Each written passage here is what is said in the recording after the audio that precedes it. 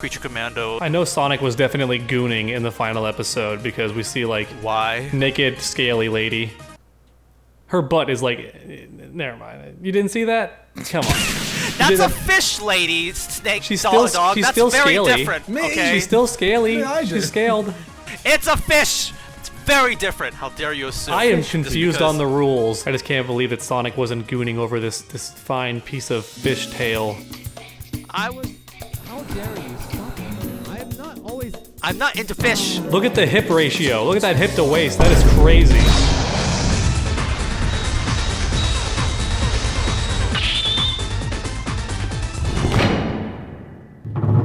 And 3, 2, 1.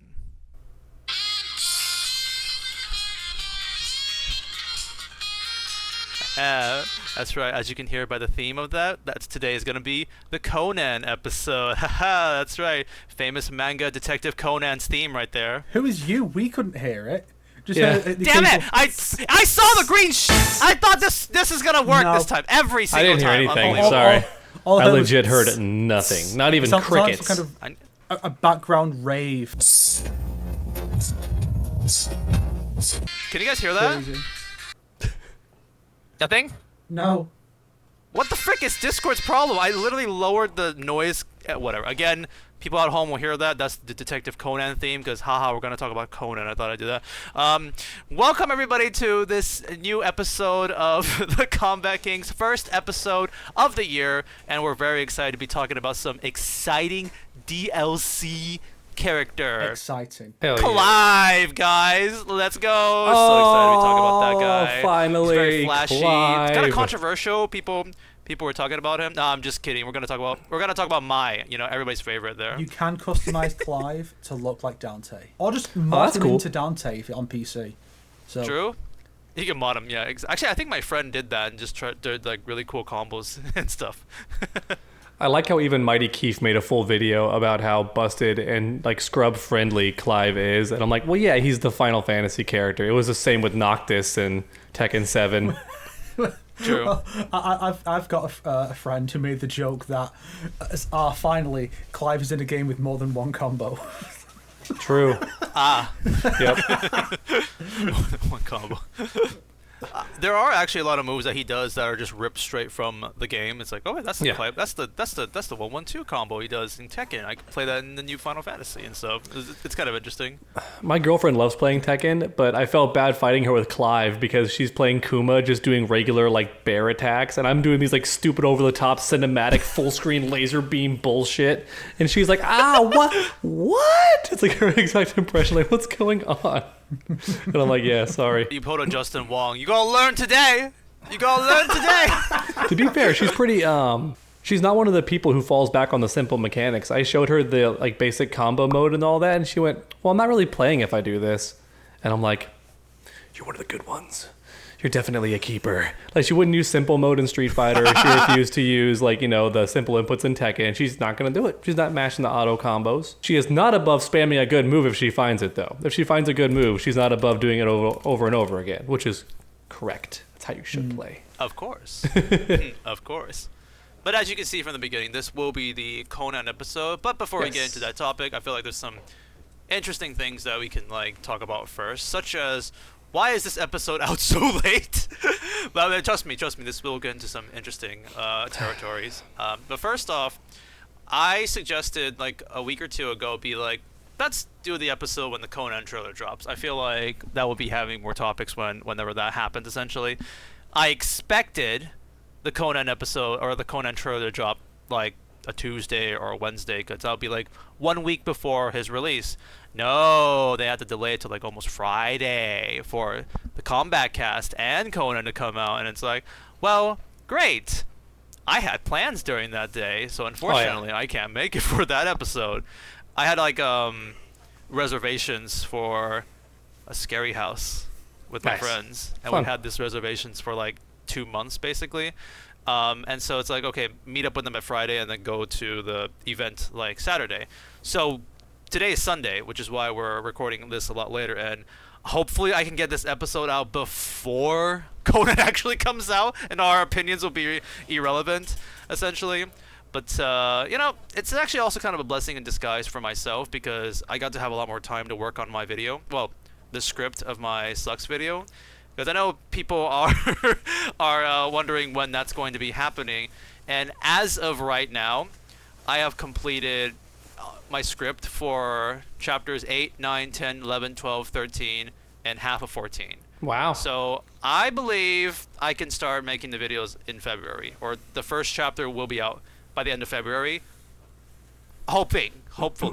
So that's been going pretty good, and I've been having a great time going back to really analyze some shit in Mortal Kombat 1, especially I was very positive last year because I liked the first half of Mortal Kombat 1, but this next part, you're gonna see classic Sonic XD rage coming out here. You're gonna see the nitpicking part of me really come out. It's been really fun. That's adorable. Will the Empress's episode be good? Her chapter episode?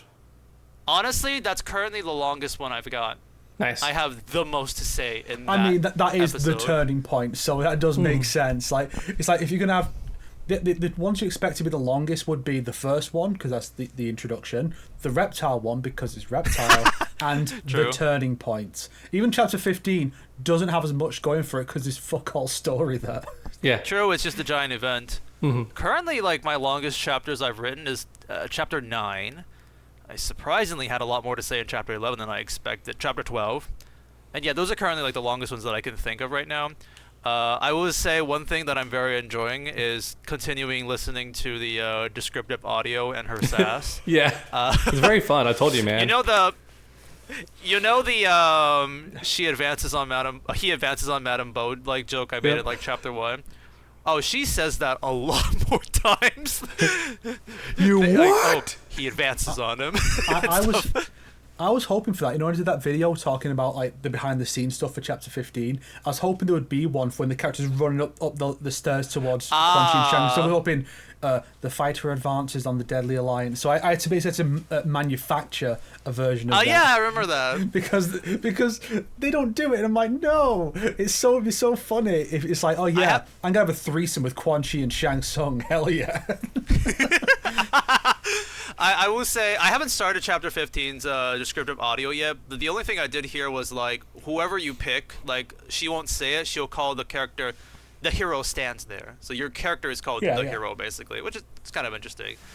There are many funny things, but I will give you guys one more small one because I'm saving up the good stuff for my video, which check out when it happens. When they fight like Dark Shao Kahn in chapter 13, there was one part where I just kind of caught me off guard, but like she was saying like, oh, Raiden, Shang Tsung, and Quan Chi like do some flippy combos onto the Horn Menace. I'm like, the what? What did she call him? The Horn Menace. Like, what a nickname. That is such a weird. Like, there's so funny. many. Maybe it's just a time restraint thing because the game was rushed, but it's so funny how they gave him a new weapon. He has a hammer instead of like the axe, right, to show that it's Shao Kahn. But then they didn't get rid of his horns. Like just for story mode. It's like it would make sense if he at least had moves that use the horns. Yeah. But even then, you could still design it as part of the helmet, like the Deception one kind of looks like. But that's kind of the problem with the multiverse they've set up is the way the justification for the multiverse, where everyone has to have been everyone who makes the timeline is familiar with prior timelines, and they all make the same changes. Why is Havoc doing the same shit Liu Kang did? The only person who doesn't make the same changes is Shang Tsung sometimes, because he doesn't, as far as we know, doesn't make Kuai Liang into Scorpion. As far as we know, Kuai Liang just isn't around in his timeline. Yeah. But Reptile's still a shapeshifter. I bring that up. That. Tanya still uses a staff, even though other versions probably don't. The only way it can make sense of it is if we go off the idea that actually, technically, there wasn't a split, it was a fracture after Liu Kang won, and that Shang Tsung's was like a fabrication kind of the way that Kitana or Raiden winning was, and then Liu Kang's changes kind of subconsciously influenced everybody else to do the same things. Because otherwise, why would everyone think, Sector and Cyrax need women? There needs to be women. But then some people just like... You're giving NRS way too much credit, but that's very cute. And some people just like, I was going to make Johnny Cage a woman. It's like, why? Actually, it would have made way more sense if Sector and Cyrax were just from Janet Cage's timeline and we explored the gender swapped universe for a while. It would be such a goofy twist, but also very like shocking if it turns out that Liu Kang made everything because he had so much free time for the universe to happen, including all the different other timelines are also his creation just to keep things interesting. So evil Shang Tsung only thinks that's why his timeline was created. Like, oh yes, in that timeline I won. Liu Kang's like snickering in the background because he actually made that timeline along with all their made up memories and shit. And it's like, Liu Kang, are you serious? Sadistic motherfucker, you did all this? And it's like, he had a lot of free time. You go a bit crazy when you have billions of years just sitting around. I did pretty much everything. Yeah. I also had to copy paste a lot of my ideas over there because save which would explain why there's consistencies that shouldn't be there, like the Cyraxes and Sectors being the same, which they would not be. Tanya being the same also, like I brought up in my video. There's not one MKX Tanya. And I'm like, she should be there somewhere. How many Liu Kangs are gods? And there's not a single mortal Liu Kang now. Yeah. Even the one from Shang Tsung's timeline has glowy eyes, so I guess he's like, glowy eyes. I'm going to make Liu Kang my god of fire in my timeline. That'd be funny. And he doesn't realise there's a timeline. Yeah, it would have been, he'd be like, yeah, I'm inspired by fire god Liu Kang. He'll be a fire god fighting alongside Raiden and Fujin in my timeline. Yeah. Even with like Emperor Rain, I get it's for gameplay purposes, but it's still funny to think how in Havoc's timeline, for some reason, Rain is still like a magician with a staff and everything, because that's a new timeline thing. Shang Tsung got the unique claws and stuff like that. It's obviously because it's a time thing, it's like saving budget. And then when I say, this game should have had MKX's variation system, people say I'm crazy. Mm-hmm. No. It makes the most sense to do it that way. They have 3 versions of everyone. Everyone gets 3 versions. Here's a reptile who's not a shapeshifter. He's just a lizard man. Here's a scorpion who's using sword because he's Hanzo. Here's a Tanya who's using the tonfas and the naginata. It just makes the most sense if you're doing multiverse stuff to let the multiverse versions be different. Yeah. You know what, Snake? I think I'm going to steal that. That's perfect for my script. Thanks a lot. Mm-hmm. Hell yeah. It's just like something, because that is something that I do complain about in one of my... I spread my multiverse complaints throughout chapters 13, 14, and 15, basically. I could go on ranting in chapter 12, but I'm going to save it and sprinkle some of this in chapter 13 and 14 and stuff. Are you telling me, Sonic, that your video series understands the concept of escalation better than the game does? Oh, well, thank you. That's very nice of you to say that. That's essentially why this episode's coming out a bit late than usual, because we would usually be right on time and getting it out right when Conan the Barbarian's Combat Cast came out. Right, guys? That's how we are, the Combat Cast. Yeah, I mean... Kings.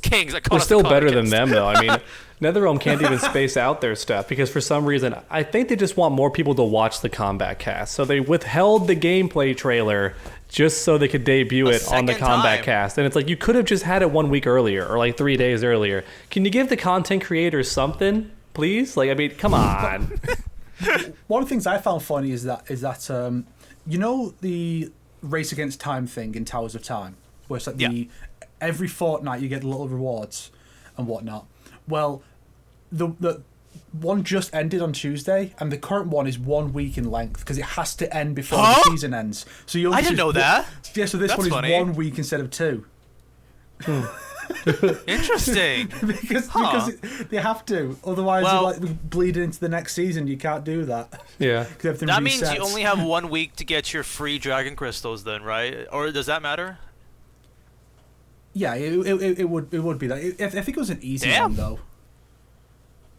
But that's funny. I mean, it's usually the kind of thing that you can put, unless it's like do 25 fatalities or something. It's usually something you can get done in like a couple of hours. Yes, that is true. When I did grind that back in the day. Oh yeah, speaking of invasions, I did actually like finish it just because. I finished it because I didn't have enough levels to beat the Baraka like boss fight that came back. So that would be the last Titan skin that I was missing. Yeah. So happy that the pellets kind of sucked, so I didn't think it was very worth it. But one thing I did find kind of interesting is this is invasions topic, so I'll try to go through as fast as possible. Everyone knows about. You guys know about the ornate keys mechanic in the game? Yeah. For the chest, yeah. Yeah, so before you had to buy an ornate key, then go to the chest to unlock the chest in evasions mode. But now it's been changed where, first off, the ornate key used to take up a slot in the item slot, but now it's just like in your inventory, so it doesn't take up a slot. That's great. All right, now I don't need to worry about that taking up a slot. Let's walk up to a chest. Don't have an ornate key. Don't worry about it. Let's go to a shop and buy one. I don't see it here. Huh. That's strange. Go to another shop. Still don't see it here. And then I found out online that if you want to get ornate keys, you have to play certain fights in the invasions mode. Yeah. Whereas Not a before, favorable now change, you in have my to opinion. engage in the fight or engage in a tower, which Well, like- on a gameplay, on a technical level, that makes sense. That'd be like, get players to engage with this However, more. You know how when you have to do one of the puzzles, like, do this match in this way to move on, the chest right after that the you get as a clues. reward. You don't use a key for that. You just go right through, open the chest. Yes. Why not yes. just put the fight right in front of the chest and say, beat this fight, you get this chest. It's it's more steps, which I'm just like, But I mean, it makes sense. You want to engage with the game more, but I'm just like, I think the only positive of Invasions currently is that with the repeat seasons, they are going to be doing some of the DLC characters are going to be getting colours. They've said. Yes. Granted that is vampire, but Quan Chi, he could have it as a gear piece instead of an actual part of his skin. He could actually have a lot of potential, because I've noticed that Quan Chi is the best for customization because you can do more with him because of the way his skin is. So that could be a good one. But they have hinted in the Combat Cast that Takeda is going to get a really sick one. It's like, I think Stephanie was looking forward to that one and stuff like that. Speaking of the Combat Cast, look at that segue right there. We can finally talk about our favorite character, Conan the Barbarian. He's got muscle physics. He's got muscle physics, apparently. His muscles jiggle and stuff. He's got jiggle physics in his body, which would be impressive if Street Fighter 6 didn't do that out of the gate. Because every character has that already. Do you want to start with this trailer, or do you want to start with the Combat Cast? Because, I kind of have opinions about both. Well, the trailer has intros you can talk about, I suppose. Because you and Snake like to discuss the lore of the intros, which is good, because I could not care less. So it's good that y'all have passion for that.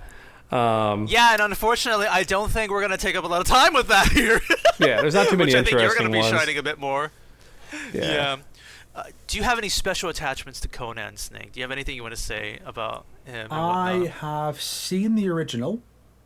Mm-hmm. It's all right. I've seen the sequel. Didn't care for it. Oh. And that is the extent of my familiarity. I remember there was a Nostalgia Critic review of one of the films, and he punched the camel. That's all I remember about Conan the Barbarian. And James Earl Jones was like a snaky villain. He's the main villain in the first one. I think he punches another camel. I think I recently saw a clip of another camel getting punched or something. Spits on him. Yeah.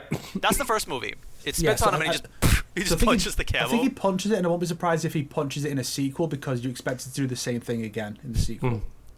It was like in a battle scene and stuff like that. Okay. It was interesting because right now there is a YouTube video that I did see where someone did compile all the Conan the Barbarian move references video already. I'm like, wow, that's impressive. And I'm also very impressed that you somehow found slashes. Oh, they did that in the movie right there. Okay, we're gonna do that as a move or like a slash. There was a scene where he has a fight where he slashes, punch, then kicks, and they turned that into like a string for him in the game. I'm like, goodness gracious, they must have thoroughly looked for as much as they could in this movie for that combo. Everyone is apparently very salty now because they put more effort into Conan than Omni-Man. They're like, I see way more love. Really, you think so? That's what the comments are telling me, at least. They're saying, like, man, like, every single attack that he does is, like, straight out of the movies or something, whereas with Omni-Man, they're like, a lot of them are just, like, here's generic punch or kick, like, attack. And I'm like, well, to be fair, Omni-Man's so powerful that I don't recall him doing a lot of regular attacks in the Invincible show. He doesn't have like brawling attacks and stuff. Because basically, when he has an actual fight, it's against basically like mostly in the sky. I think flying and punching. So it's more like what you'd see in like an Injustice Super. And then when he actually fights someone on the ground, it's usually like the first time we see him fight, it's pretty much one punch and you're dead. So you can't really build a moveset from that. Whereas Conan just is fighting dudes with a sword. It's a lot easier to craft a moveset. Where you'd be upset, I think it would be justified, would be if the super move and the fatalities like were all cool references for Conan, but then were not for Omni-Man. Now I don't know if the whole acid thing is a reference. I don't remember much from the film. It is, but it's not done like that. Basically, Yeah, I think it's just a mystery goo in the movie. There was a fight it's scene not, where yeah. there is an acid bowl, and in the fight he kind of knocks it over. Like, what could have been fun actually, I think, would have been if instead of acid, if it was mercury, as a nod to the Temple of Kataravala at the start of the story. I guess that would be cute. But the thing is, also what's interesting is, yes, Conan has a lot of references, but if you look at the clips in the original, they were much more slower, and they were much more less grand because it's in the 80s. So they kind of like turned the dial up for his moves in the trailer, a lot of them. Even his fatality is just way more brutal, because in the fatality... because that's the fatality. The second fatality he has is a reference to how he kills the main villain in the first movie. Basically, just chops his head off like that. But in this one, you're like, oh, I'm gonna cut the shoulders off, and then I'm gonna like make it all bloody and all that kind of stuff. It's way more like and he gory. turns him into a collectible bust. Yeah. I don't like that fatality. I get that it's a film reference, but it's too quick. I feel reference. like it's way too quick. It's even more boring in the original, if you want to be like honest. Of course. But they had to reference it because it's the final kill in the movie and stuff. Oh, okay. But yeah, a lot of his moves are way slower, so they just like turn the knob up a lot more, which is like, okay, that's a fun way of doing the character in a sense. I saw a fantastic comment on my video too. So he's purposely paired up with Sonya at the start, and she's wearing red. Do y'all get the joke there? Yes, because the Red Sonja Bing. is a comic character who had her own movie. I think it was after the second Conan film, and Arnie was in that film playing basically Conan, not actually, but he's basically the same character. That's where there's a really good bit where the villain's like, give us a girl and we'll let you go, and Arnie goes, enough talk, and just throws a knife at the guy and kills him. It's really funny. So that's what they're referencing. It's like this ultra specific thing. Like, yes, Arnie played basically this character in a film, Red Sonja. Red Sonja actually has met Spider-Man, and she possessed Mary Jane's body during that story, which is pretty funny because she's also a redhead. That's fun. Yeah.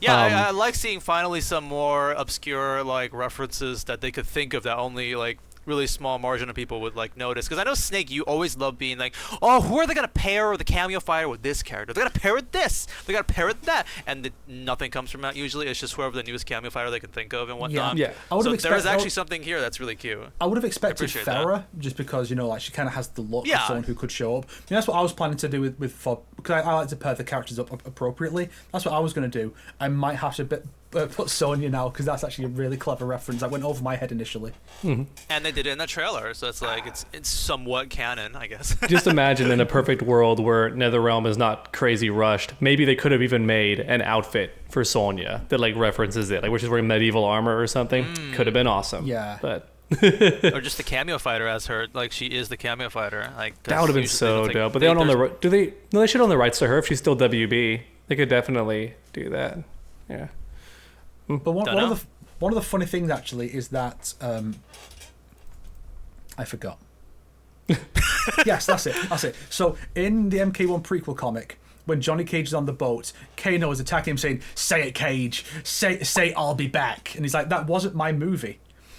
So the Terminator exists. The Terminator exists in the MK universe. In his MK4 ending, stuff's being thrown at him. He goes, "Hey, I saw that, Arnold." Obviously, Arnold Schwarzenegger is throwing stuff at him. Yeah. So there is a non-zero chance that Sonya Blade has seen Conan the Barbarian. True. In the universe. True. Nice. That's awesome. Actually, I wonder if Johnny will have an intro like knowing Conan's existence. Does he have an intro where he acknowledges the Terminator as like a movie in MK11? I'm not sure, but that's one of the weird things. Like Terminator had an intro with Cassie where he mentions John Connor. She says, "Who the hell's John Connor?" I'm like, you are not telling me that the daughter of the action movie star who references Arnold Schwarzenegger sometimes does not know who John Connor is. You are not telling me that is... Fuck you. I'm not having it. The only way that would work is if she's trolling, like she's just playing dumb to ruin their setup or their punchline. Otherwise, she would definitely know. Could be possible. I find one thing that's very interesting is like his revive mechanic in the game. Oh yeah. Because in the movie, that was just like a 15-minute scene, I think, where basically he gets really wounded like badly, and like the his like friend is sensei in a way, which was played by Uncle Iroh from Avatar. That guy, the really? actor. Awesome. He's like the one. He's like, in order to revive Conan, we're gonna have to wrap him up, put him in this desert, and then like this super sandstorm will come over and the ghost will try to take over his souls, but he's gonna resist and fight back for his mortal body, and then he revives because of that. So there's a very lengthy scene like that, and they just put that as a mechanic for him. Yeah. That mechanic like, is wild. well, It's both great and terrible at the same time, because it's great in the sense that in the gameplay with him versus Reiko, and even with Liu Kang, I think, you see him barely activated. Like the animation's barely started. Yeah. He gets hit out of it and it still counts. So it's like on frame 1 or 10, like it counts. Like they can't stop you if you do it. So if it can be done every round, that's pretty good. But the reason it's kind of sucks is because he gets barely any health. Thank you, camera. He gets barely any health when he revives. My bad. Sorry, girl. Yeah, he gets barely any camera. He gets barely any health back when he revives. So it's not the best comeback mechanic, but it's cool that he can do it like so easily. Well, I did a couple of thoughts about it. One, it may also be a case of we want to reference the Terminator's moveset, where he also had a revival mechanic. And this one seems to be better because it doesn't completely tank everything you do. Like, you don't just get up and go, ha ha ha. But also, there's the fact that that was part of the variation system where you had to equip it and sacrifice other moves in its place. There's no such system in this game. That's just... No. He's just going to do it. That's just a thing he can do. Yeah. So it could be a reason. If it could be weak for that reason, like he's not sacrificing anything else to have it. It's just part of his core kit. So you need to balance it. Mm-hmm. That's why it's not super for strong. Sure. I see what you mean. Yeah. The only thing I could see it being really good for, even at the high level, is that say like you have no combo breaker, and your opponent's doing one of those cheesy cameo mix-ups with their main character too at the same time, like an ambush setup where it's really hard to block and you know it's coming, so you just like wake up and do that special move, so you still die but you get to revive, and now there's distance between you and you've kind of reset the situation. So that's like one situation where it could be really good. Like, oh, I got knocked down. They have Jax. They're definitely going to have Jax come in, do his stupid ground pound, and I'm going to not be able to escape it because I'll be blocking a string. We're both going to get hit. I'm going to pop this thing on wake up instantly and then just die, but then they're going to be pushed away, and now I'm back to life with a tiny bit of health, and I'm not in that guaranteed mix situation anymore. That could actually be really strong. Yeah. I just do find it to be a pretty good, like, oh shit, I'm low HP. What should I do in this situation? Let me consider surviving and see if it works out and stuff. A panic button in sort of way. I had a couple more thoughts about the trailer. Is that one, well, it wasn't in the trailer, it was shown in the combat cast, I think. When they show him doing the fatality, they did it on Sub-Zero. Why would you not pick Shang Tsung? You know, the serpent-themed sorcerer? Like James Earl Jones' character. Come on, guys. This is easy. He does reference him in the intro dialogues, but we'll get to that in just a bit. Second of all, we have another reason to pick Sonya for him is because clearly one of the things they'll be referencing with this character is the Terminator, because T-1000 is coming later. And remember, when the T-800 was in the last game and they show the photo of Sarah Connor, but it's not Sarah Connor. Who is it? Oh, it is Sonya? Yeah. So it's the Terminator. It's like basically Conan going, "Come with me if you want to live." To Sonya Blade. Actually, here's high a fun IQ fact. references here, but they couldn't get the snake sorcerer thing right. Come on, NetherRealm, get it together. So some pretty funny things. There are currently, because I guess we'll talk about this later on, but some people have been flown out for the early build of the game. It's such a weird thing to get like an early build when he will come out in like. Now, by the time you guys are watching this video, but it's like because of that, we have got some additional footage, and there's actually some intro dialogues that are out. So Conan has a very like a very big vendetta against Shang Tsung because of snakes, basically. There's all that snakes. going on with him. Did you say snakes? Yeah. Two snakes coming together, but they're one. I know some of the references. I know some of the lines. Yeah, that's good. There was an intro where if Conan fights Conan will say, "Come with me if you want to live," to the other Conan. Oh, that's funny. Okay, cool. What I really like is Peacemaker will say to Conan, "You must have a heron, don't you?" And then Conan will have this dumb smile at him. I sleep very well every night. I want to add to that real quick because that made me think of something. I get that every character only has one outro animation now. If that was not the case, they should definitely have given Conan the Shao Kahn victory from MK9 where he just like kind of poses and the woman just crawls in and grabs his leg and goes, because that would be Conan with the harem. He does have like, he has an iconic on the throne sitting pose and stuff like that. I forgot if there was like a babe that shows up or not in there. I doubt it. Not in the current climate of the politics. Oh, it'd be cool for brutality. I meant like in the 80s if they did that or not is what I'm saying. I forgot if they, but I do know he has a throne pose.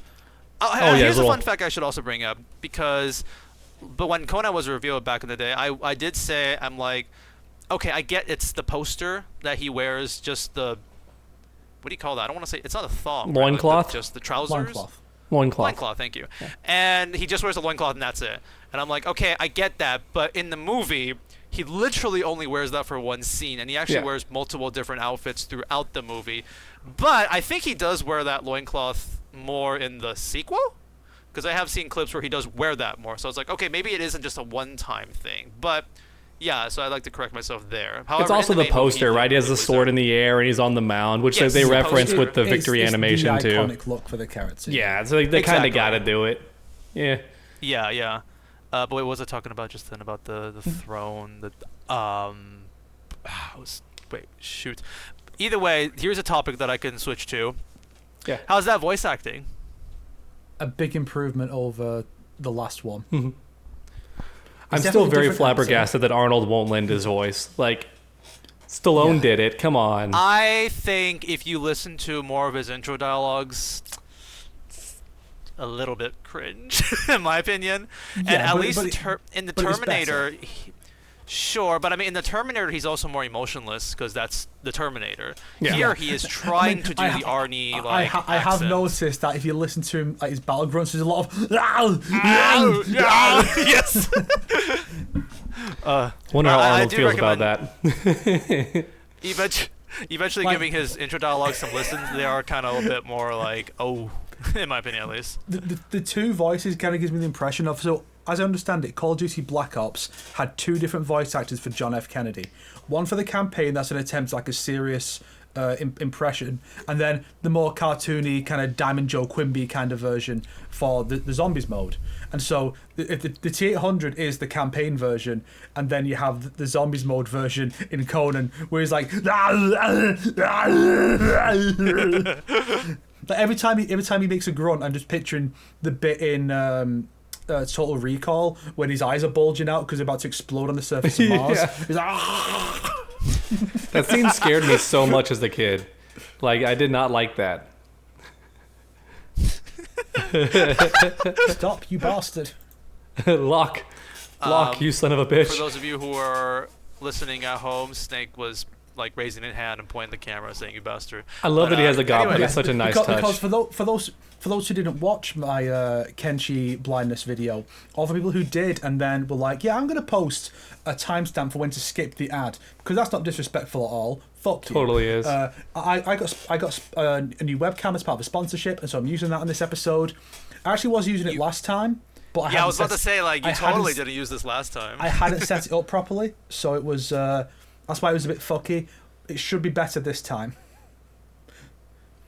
Oh no, by doing this, I've set off the tracking again, and I've disabled it. Oh no. Yeah, it'll track your hands too. Like, it'll track your face or track your hands. No. Yeah, it's pretty sweet. Yeah, I enjoyed, because I was dressed as Kenshi, I enjoyed doing the hand tracking, because then it's like... Yeah. Whoa! I am Kenshi. It's very cool, because you can do that for like... Using your psychic abilities. That's meant for like meetings and stuff. Like if you're trying to show stuff to someone doing a Zoom call, you can like gesture to it. Very cool. Yeah, I've seen some streamers who do it's like he's controlling me because the camera. Sorry. Unfortunately, to go back to the gameplay trailer, I didn't notice anything new for the other characters. Sometimes they'll sneak in the patch notes stuff into the trailer, and you'll see something new with one of the characters. I'm not sure if I spotted anything, like any buffs or nerfs in just the trailer itself. Yeah. The combat cast was immediate, so you immediately see what the changes are this time. Whereas back when it was, who was that? What was the trailer? Was it Peacemaker or something? I forgot. But back in that trailer, it's like, oh, Reptile is a new move. But like we don't know what it was. We all freaked out over Reptile turning invisible.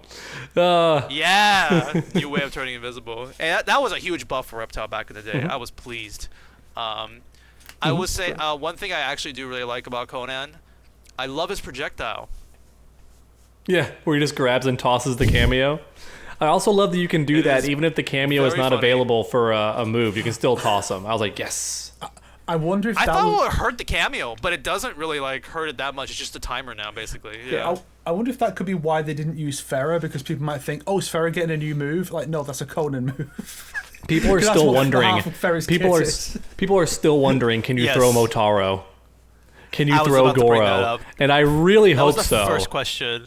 I really hope so. Definitely, I see you can throw Goro, but for Motaro, that sounds hilarious. Oh, by the way, speaking of that, someone drew this like artwork online. I thought it was kind of funny.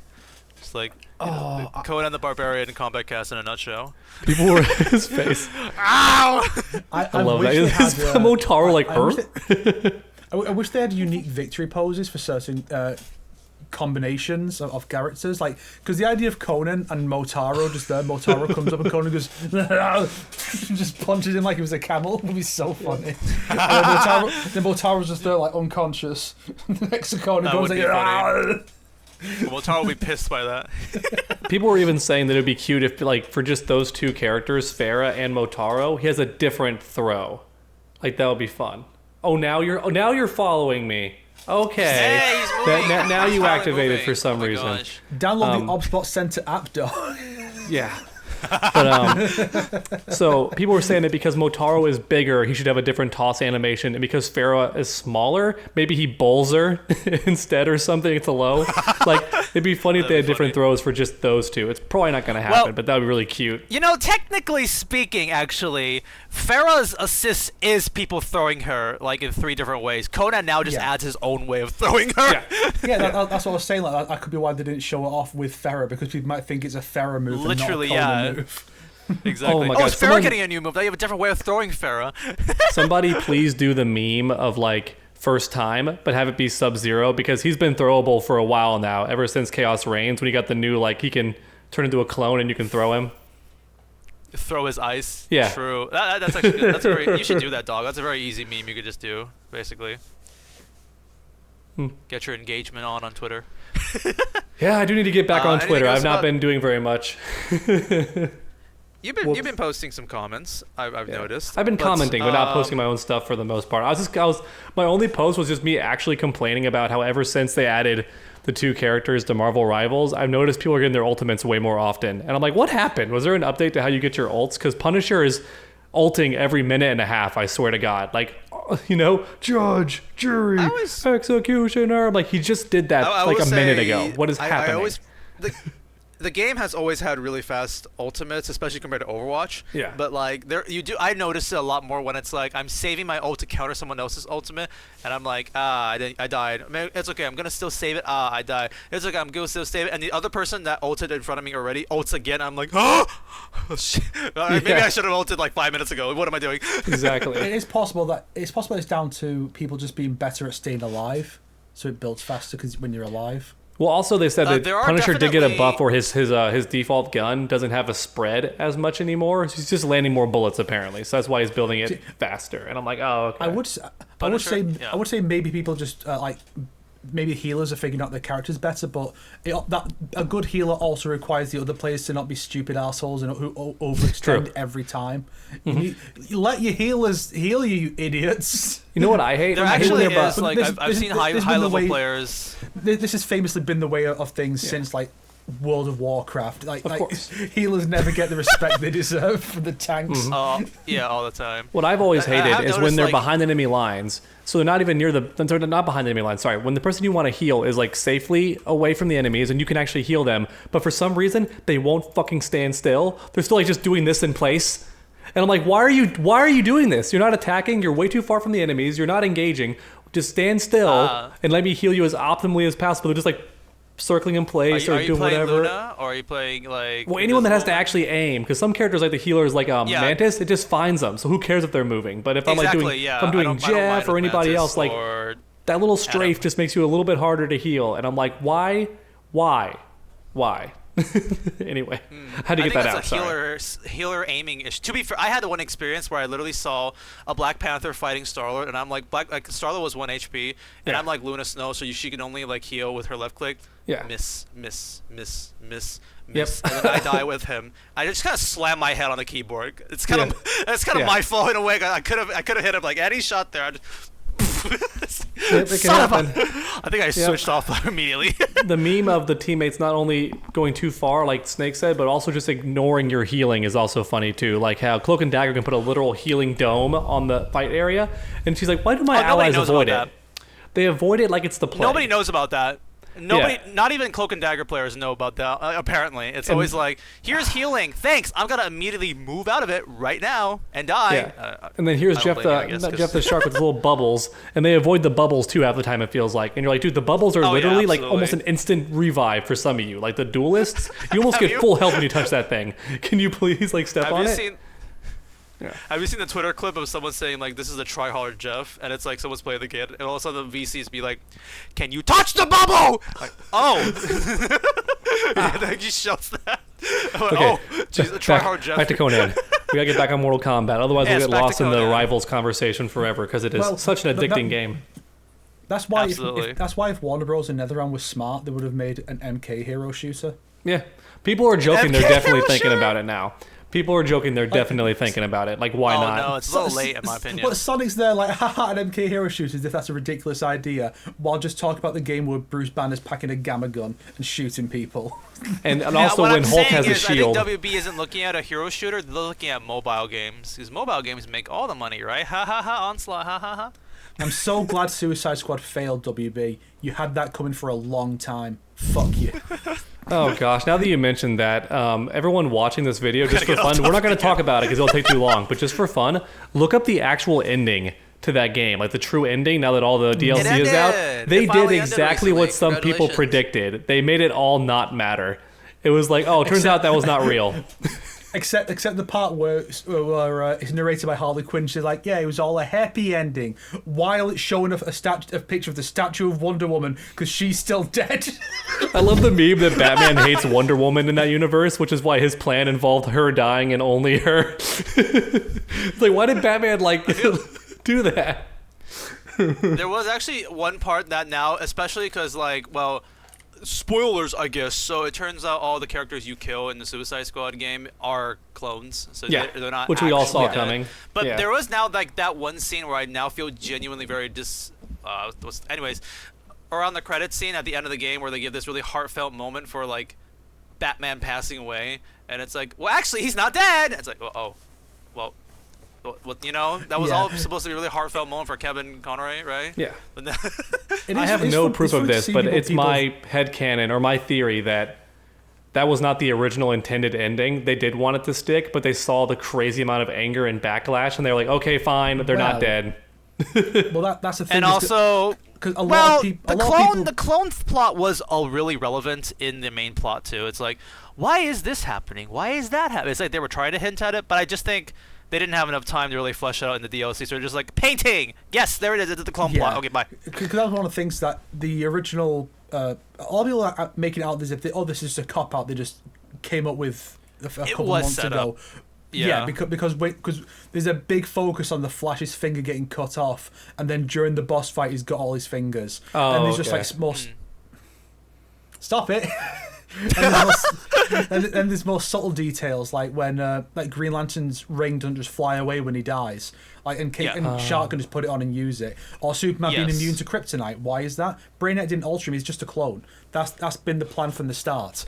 It's just weird how they didn't have a plan in place for Wonder Woman, but I guess they thought there to be some casualties. But I guess that could, unless. It'd be the funniest thing if the Wonder Woman game that's coming out, if it ever comes out, opens with Diana coming back from like Hades or Elysium, And it's like, oh yeah, this is her after the Suicide Squad game.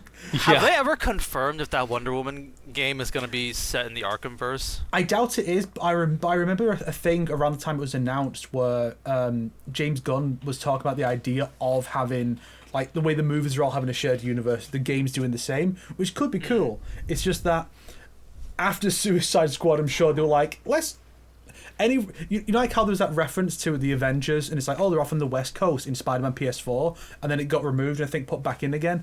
I won't be surprised if there's like, here's a line that's like, oh yeah, Diana was in Metropolis, she got killed, and it's like, no, get rid of that. Since we're talking about Wonder Woman real quick, can I say one thing? It's just my opinion.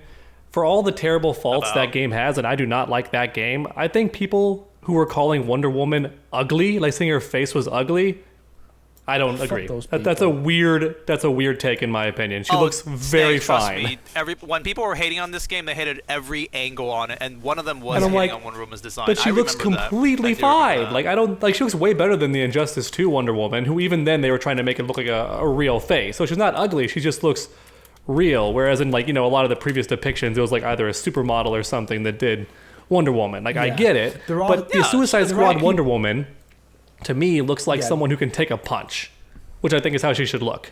But yeah, there are people who are just like, oh, if a female character doesn't just look like a supermodel, then it's either fat self-insert or a man. And it's like, guys, do you not realize how much of an insane gooner you sound? Yeah. When you say stuff like this, like when you have these extreme views, this applies to every situation. When your views are this extreme, it's like, I disagree with you. Fuck you. I want you to die. I'm gonna come around your house and do all this, and that.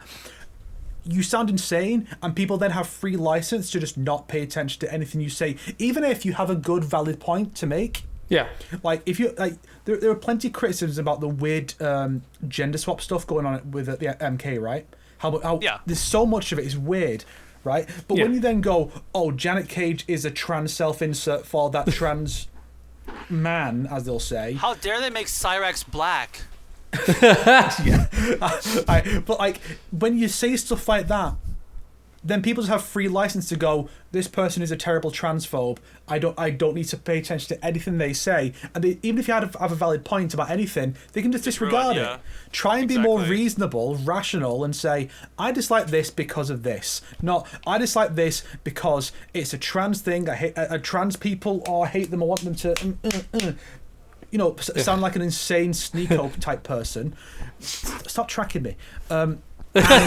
So try being a normal person for once in your life. I know it's difficult for you, I get it, but just try, and you might actually be able to convince people of your viewpoint instead of being written off because you are an insane clown. Agreed. Yeah. Yep. Yeah, I just want to throw that in. I was like, I thought I was taking crazy pills. Everyone's acting like she had an ugly face, and I'm like, what? She's very good looking. Like, she's not a supermodel, but that's not what I would expect her to even look like. So anyways, Conan the Barbarian. Yes. Combat cast part, I guess, since there's some interesting things about details, I guess, in a way. Oh, okay. Wait. Before we get to that, I want to bring up one more thing about the trailer. I think it's very interesting to see the current Conan the Barbarian, like, that's sick. I like that Evo bottle. Thanks. About the Conan the Barbarian discourse, because before... that's so cute. Is that from the movie? It's for with a Happy Meal. I went to McDonald's with my brother and my dad today, and I got a Knuckles. Yay! That's adorable. I love him. Before he came out, I haven't seen nothing but hate for this character. I feel like this is like one of the most least anticipated characters, like wasted slots, nothing but characters. I've seen people say things like, could have been Jade, obviously. Yeah. But the moment this trailer dropped, out of the woodwork, out of like the shadows, people were like, I've been a Conan fan since day one, guys. He looks amazing. You haters are stupid. And like everybody like agrees with them. Everyone's now starting to like be on the Conan hype train. I'm like, where did they... This is like the Movado situation again. I'm like, where do you guys come from? Yeah. What? I mean, you barely see anybody liking Conan, but now all of a sudden it's like, he looks awesome, guys. MK is saved. Conan's the best guy ever. And like, it reflects in the trailer too. It has like 1 million views right now. which is like not bad for like a reveal trailer for like a fighting game and stuff. It's like and for a guest character too, that was supposedly not popular. Yeah. I was comparing it to like the My trailer, and I was like, well, the My trailer did really good. And, like the first like couple days had like what 500,000 or something, and then Conan got 1 million in like the first 48 hours. I was like, oh shit. My has 1.2 million now, but yeah, it's like geez, like yeah. But the fact they're even similar is wild, because one's like an amazing collab that's been wanted for decades. The other is a character that you wouldn't even know about unless like your parents showed it to you, because most of the like players are not that age. So yeah, it's really interesting. Yeah, I was kind of surprised. Most MK players are too young to even know about the fucking reboot series with, I think it was Jason Momoa from like 2013. Mm-hmm. Most MK fans are too young to know about that. So for this, I imagine a lot of it has to be not just not people who are interested in the game, but people being like, I'm going to show this to my dad because he likes Conan the Barbarian, and he's like, oh, that looks cool. It really looks like him. I don't know about the voice though. Ooh, that's quite violent. You're not playing that, my son. And he's like, oh, daddy, no. Well, yeah. See, the Street Fighter trailer is still at 800,000. Looks like, but yeah. That's not the initial trailer. That's like the gameplay. That's what I mean. Sorry. Yeah. Wait, really? Because I'm pretty sure I last saw it was like 1 million now. Well, the teaser is at 1.5 million. The gameplay is at. Well, it's not a big deal, but the gameplay is at 9. Well, I'm comparing gameplay trailer to gameplay trailer. Sorry, that's all I was doing. Yeah. Well, Conan never had a teaser, so that's he didn't. That's a different story. Not a dedicated one, but he was with the others. Yeah. There is the Chaos Reigns trailer if you want to talk about that. But I mean, he doesn't have like a cinematic teaser. Oh my gosh, we're adding Conan to the game kind of trailer. That's kind of what I'm comparing. But yes, her gameplay is not more than Conan, which is actually, now you put it that way, it's interesting. Absolutely. I just had a thought. So because they're both Conan recent is like too. So Conan is an 80s action hero for a movie series. So I wonder if this is when we're finally going to get that Bruce Lee Liu Kang costume that's been in the files. It's not in the game. Wow. Yeah, it's still not available. It's in the files. So I'm wondering, because Bruce Lee was around in the 80s, right? Like that was the heyday? Sure. Or was it the 70s? I mean, either way, it's still more applicable than the T-1000 from one film in the 90s, but I wonder if that's the way they're going to approach it. Around the 70s, actually. He does make a movie in the 80s, but around the 70s is when he was at his peak. Wait. The costume is the Game of Death outfit. Oh, wait, hang on a second. He died in 1973, so... But Game of Death was maybe the unreleased. The unfinished Game of Death probably came out in the 80s, so I think that's how they're going to rationalise it. Because the idea of having to wait another 2 fucking months to get this costume that's been in they've done it before. Like MK3 Kung Lao for the cameo was in the game from launch and just wasn't available until like just before Chaos Reigns dropped. Because NetherRealm are insane. Unless if somebody can answer me this, because I can't ever figure this out. I have been waiting for, not even Raiden, I'm just going to talk about Kung Lao. I've been waiting for his casual outfit costume, which is free in the shrine, for me to find a way to unlock his hat for free. Because his gear pieces are supposed to be free, but as of right now, I have still not encountered a single way where you can get that gear piece for free in the game. So I had to buy it just for the video. As far as I know, all the gear that comes with those free costumes, if it is a unique one, is in the premium shop eventually. As far as I know, that's the only place to get them, unless they show up at some point in like. Race of Time. Yeah, I feel like that could be like a gear piece. Seems likely. But yeah, because usually in the shop they will tell you what you need to use Dragon Crystals for and what you don't need to, and those costumes you unlock in the shrine, they never say you need to. But it's been like a year, and I still have no way to get those, like the casual wear Raiden hat or the casual wear like Kung Lao's like not metal hat, which is really funny, and I wanted to get that for free. Yeah. Oh yeah, so I mean, is now a good time to talk about the stuff that other characters got, or are we still talking about Conan stuff in the Combat cast? Well, I was about to bring up, you can talk about gameplay with Conan.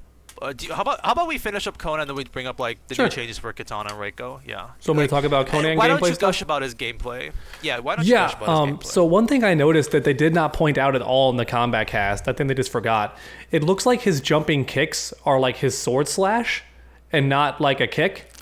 And that's what ground bounce is, I think. They did mention, like, most of his attacks are the sword, even his jabs. Yes, I get that, but I'm saying like So the fact that his jumping kick bounces is a new thing. No one else has that. Everyone else's jumping kick just knocks you on your back. His bounces them. Now, that's not to be confused with his other move where he leaps in the air and swings down really fast. That also ground bounces, but that's a special move.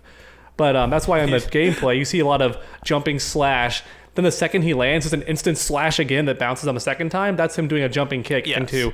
So that's kind of cool. We've never had a character whose jumping kick behaves differently than everyone else's. This is the first time, if that's how that works. I have noticed a lot of bouncing, like doing, stuff. People have pointed out that he's just Tusk, and they're not wrong. There's a lot of stuff taken straight from Tusk in Killer Instinct, like including his core moves. Yeah. I wonder how much is going to be borrowed from Coastal in MK11. I mean, he already had a costume that was very Conan-esque. So. Have you noticed any moves that are similar to Kotal, like that he has? Not really. No, not really. Except maybe like his strings that end with him picking some over his head and tossing them, because Conan had the whole like pick you up, slice your stomach, and bleed you and then toss you. I guess that's kind of similar, but they're very much like you said. They're all film references. Like almost every attack he does is like straight from the films. So yeah.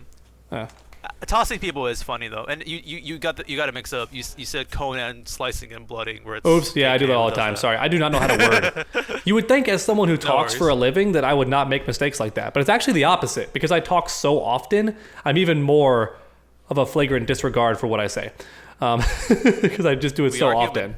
Yeah, but I will say I think that Conan does way more damage than they're showing. I will not be shocked if when players start learning his combo routes and like his optimal routes. I think Conan's going to be one of the higher damaging characters, which would be completely fair since his mobility is trash. Like, he needs to get in. So, it makes sense. Like, it's better than Natara. Yes. Natara makes no sense now. I love that she's busted, but I also have to agree that her having the highest damage along with the best mobility and a safe dive kick is overkill. Like, 110%. But Conan, it would make sense. Oh, now you're calling for a Natara nerf, huh? I am not. I do not want a nerf. I'm just saying it doesn't make sense. I do not want a nerf. I do not. But it doesn't make sense. Conan, it makes sense that he would have like the highest damage or like in the top 3 because he has to literally get close to you to do any of his stuff. Doesn't have a teleport, and even his command run only has like 1 hit of armor. Hilariously enough, at the very start of that high level gameplay, they always show at the end of the combat cast. At the very start of the match, like Conan tries to do his armored run, and Reiko's ninja stars just stop him dead in his tracks, and you're like, oh shit. Oh yeah. Because they hit multiple times. So even that move is not a free get in. It's not infinite armor. Sadly gone are the days of Mortal Kombat X, where some characters have more armor than others. Like Ferritor could tank like 5 hits with one of his armored charges, and that was intentional. Yeah. As a primarily invasions and Titan player, I see where please this is going. No more armor. I'm tired of fighting Johnny Cage where he armors through every attempt to stop him from building up his fucking superstar meter. Please stop with the armor. I'm tired of it. I can't do combos when they just armor through everything I do. Reiko has enough armor as it is. He doesn't need more. Please. Oh my god. Netherrealm. Stop. Make a fun game. Stop. Go to the clip of Tectone. Oh my god. Stop. Because I'm not a Tremor fan. I'm not a Tremor user, but like when he uses the Jade armor onto the character, does that not give you more armor? Or how does that mechanic That's not armor. That is you can't be knocked down. It does not let you keep doing your move. It acts like Doomsday's armor in Injustice. So you literally can't be launched. So that's good. But you can still be interrupted. If you're going for a special move or an attack and they hit you, and like, you'll take a little hit animation, but they can't launch you. Yeah, because I noticed in high level play, I see people just use like spam one move to like lock the person down. When they get like the armor on, so that's why I don't see it often now. But it's not Tremor armor really, because Tremor's actual armor in MKX was busted for a different reason. It let him recover faster than he should from hits. So you can still hit him, but if you didn't do your research and learn if your attack is punishable in that situation, like he could purposely let go of that block to eat that last hit with his armor, and now you're messed up. He just destroy you. It was awesome. I love that. I actually thought that was hilarious. Like the fact that you had to learn a whole new set of frame data just against Tremor. I love stupid shit like that. It's why I was sad when they nerfed Raiden's little burst attack that he had at the start of MK11 that for some reason was 5 frames, and everyone else it was 7 frames for their fastest moves. So you had to like check your move list and see if anything you had was -5, because Raiden could just go and just hit you after blocking it. And I was like, yeah, something for Raiden finally, because Raiden was trash when that game first came out. Ironically so, because he's a freaking god. You'd think he's one of the best characters, but fighting games. Well, that's kind of lore accurate, He takes a lot of L's, doesn't he? Despite being a god. As a god, yeah. See, anything else for Conan worth mentioning? I like all of his restands, and they don't mention this in the combat cast, but you can see it in the gameplay, and you can also see it in some of the early people who have early access are doing this too. If you do his like one of his strings and then cancel into his fake out that he can dash out of, you can still keep the combo going. He has like cancel combos, so that's kind of cool. If that makes sense. So instead of doing 4-2-1 into special, you can do 4-2-1 stance, dash cancel, 4-2, and keep it going. And it's like a extender. Yeah.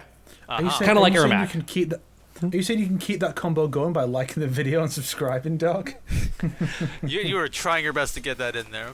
Listen. When you said Ermac, do you mean the move where he does like this in the air for like a second? No, that too, but no, I meant his little charge, his little fireball charge. He goes, can dash out of it and keep the combo going. Yeah. Yeah, they cancel that like charge. I see. Conan has that too. I bet just like Ermac, you can't do it more than once in the combo, like they won't let you. But it's still cool that he has like a free. Not only on block will it be a mix-up because it can lead into his little charge nonsense guessing situation, but on hit it still works. So it's one of those. What old heads like me call an option select, because as the player, you can do the same thing, and if the opponent blocks it or is hit by it, you're in the same situation. You dash and decide what you want to do in the moment. So very easy to hit confirm. Not like you're not left out in the open. You're not forced to commit. This ain't Sub-Zero's 4-2 into Ice Ball in MK11 where you had to just hope that landed, and if it didn't, you were screwed. This is not that. You can see if it lands and then go. So that's pretty cool. Really high damage, lots of recaptures. That's Conan's whole bread and butter, is that he can do that. Yeah. His fatal blow being full screen, or at least having range, could be useful. So if you're a Conan player and you can't get in, keep in mind that you have a full screen fatal blow. Yeah. It's not instant like Ghostface, so it won't be as good as his, where he just grabs you in the back and gets to do it. But yeah. I don't know if that's a reference to anything, actually. I can't really think of it, because it's not like Conan doesn't have like mythical powers, but in the movies, mythical shit happens around him, so it's not like out of the realm for him just like be able to do that. But I mean, I don't know. Apparently, if that's it's part of the lore that Conan hates magic. Like he really doesn't like it, and he also hates sorcerers. But apparently, Conan Age of Sorcery, like he straight up does learn magic in that story. So he can, but he only learns it to the extent that he needs it to kill people, like to make up for whatever weakness he might have in his assault strategies. He'll like have magic to make up for that, but that's about it. But his sword, I think, is enchanted by default. Like that sword he uses, I'm pretty sure is magical. So like him sending fire out of it by scraping the ground could just be a reference to how it's a magic sword. I forgot what's important about that sword. Something. It was his father's sword in the beginning of the movie when he was killed by the James Earl Jones character. I don't know if it was anything special about that sword. Again, I watched this movie within a year and I can't remember this. What was I talking about? But yeah, who knows? It could also be something. Maybe it's something they do in the sequels, because I only did watch like the first movie. With that being said about Conan, because like you said, there's things that they can adapt from the comics. This is definitely a movie Conan, like for all the references that he has and Arnie and stuff. Which I kind of saw coming. I didn't think they'd be able to lift anything from the comics. I was hopeful they might try, just for fun, because how are they gonna like? Would you really get taken to court over just copying a magic ability or something? I'm not sure. But then again, we're talking about Marvel, which is owned by Disney, so they might actually come after you for one thing. One of the unfortunate things about Conan is the fact that they probably would have had a lot more stuff to work with if they had gone, this is generally Conan the Barbarian from whatever source, right? But the problem with that is people mostly only know and or care about Conan through the Arnold Schwarzenegger movies. Exactly. And there's probably more people who remember that movie compared to remembering the more recent one with, again, Jason Momoa. It would have been funny if it was him, it was his Conan, and then you get Peacemaker and Peacemaker's like, you fuck fish too, and he's like, what are you talking about? Where his accent may have been. And it's, because Aquaman. Oh yeah. Because Jason we know he referenced Jason it, we know he Momoa ref- as we know he's sorry, referencing. We know he's going to reference, like for a fact, he is going to reference his father being the T-1000's actor. So that'd be a funny reference. But yeah, unfortunately, Conan is known for the Arnold Schwarzenegger movies, and that's it. So unfortunately, that's all we're going to get. One more gameplay thing worth noting that's kind of dog shit in my personal opinion. I get what they were going for, but like, I wish I was in the room to be like, no. That sounds cool to you right now, but I can guarantee you that's going to be just only annoying to people that it works that way. His reflect, unless you spend a meter on it, goes in a random direction. That is not helpful. Like, otherwise it'd be super cool. And I find that really dumb because now, like, the whole gimmick of him, like, doing the run attack and then you trying to... Because you can cancel the run. So what I saw them do even in the gameplay trailer is he did the run attack and then he stopped immediately and reflected because it baited you trying to hit him with a projectile because he was running at you and he just reflected it back. But because it's random without meter, that's not a great option. Whereas it would have been a really fun option to have. Like a character who can run at you, but also there's always the threat of him reflecting in the middle of his run is awesome. Like I love that. Oh, and real quick, I almost forgot. Best parry in the game. He quite literally has the best parry in the game because it's meterless and he bonks you on the head and gets a full combo. Like, we're talking he can do that full charge of that swing to launch you even. Like, you're stunned for a long-ass time. And I think, just had a thought. If that parry can be canceled or timed correctly with Janet Cage, Conan might be one of the characters who, if he lands that parry, he can summon Janet to go behind you and then do that loop bullshit with you, the loop combos. Well, maybe someone will try it. Maybe. That'd be awesome. Janet's still meta, you know. Get on it, you combo masters. Yeah, I mean, Janet was always going to be the best character. The annoying thing was that stupid jump punch is so good that everyone just spends their meter on that. And it's like, I kind of wish I never had that move. Yeah. Dog, we need to have a serious discussion about how consistently you come up with an idea for content and say, someone else do this. I'm not doing this content. No. You'd be so much more successful if you just made the content yourself. I'm not spending a week like grinding this shit. Nuh-uh. I definitely could. I'll definitely see if he can do that. But I'm just saying, like, if anyone has early access, well, I guess I can't tell them now because it was only for that flight thing. I still find it wild they paid money for that. By the time this video is out, you're going to be able to do it. It's like 2 days from now. I think you'll be able to do it really soon. Yeah, I'm not worried about it. That's pretty much all I have to say, I think, about Conan. My thing I was going to say about the reflect you just mentioned is I think the mechanic of being able to stop running and to deflect the projectile is already like... or the mechanic could have been just nullifying the projectile and it would have been the same. But the fact that now it's random, that means there's a random chance it will hit the opponent. Where... I feel like that's still something. I guess it's still an interesting thing to see, like, it randomly going somewhere. I don't know if it can hit the opponent, right, technically speaking, if it's random. Yeah, it can. So I guess that would be the interesting thing, I guess, would be seeing. But again, if you meter burn it, you guarantee it will hit. So I guess there's, like, a little bit more than just... Because, again, the alternative is just nullify it. It's just like, it just nullifies the projectile and that's it. There was also a theory... Or like you said, buff it to make it like, without enhancing it to be able to just reflect it in a straight line, so... Yeah, there was also a theory in the first gameplay trailer we got for Conan, which looked terrible. Like, the gameplay teaser, his animations were all stiff and stuff. Like, he did not look good. But in that teaser, his sword kept glowing after he reflected the projectile. And it was an EX one, but his sword kept glowing. So people thought that maybe it was a buffed state when he reflects something. But I'm not sure if it still does that in the combat cast. I didn't double check. I don't recall it still glowing. So that may have just been a bug. Like, it probably was not supposed to keep glowing. That could have just been a mistake. A mechanic that was there but not there anymore. Could also be the case. Ooh, early Conan. Ooh. Yeah. It's always fun looking back on stuff like that. Like how a character in maybe the gameplay trailers or like the early trailers for a game will have stuff that's not in the final version. And you're like, interesting. Yeah. At one point they had that. That's something I brought up in my Kenshi video, was the fact that in a lot of early stuff in Deadly Alliance, Kenshi had a straight sword, like Shang Tsung. Oh. Not even a katana. He had a straight sword. Oh, that's crazy. And he was originally called Blind Gi, then Blind Kenshi, and then eventually he's just Kenshi. Just like, does that imply a very different backstory? I talk about it in the video. Check it out. Cool. I think you also imply that, like, based off of footage, Kenshi may have been purely a martial artist instead of like a swordsman. Also, I'm still sore about this, and I want to bring it up. Everyone kept complaining in MK11 since the day Katana was released that her fan combos were gone, because you can no longer do jump into like fan toss. It didn't suspend the enemy in the air anymore.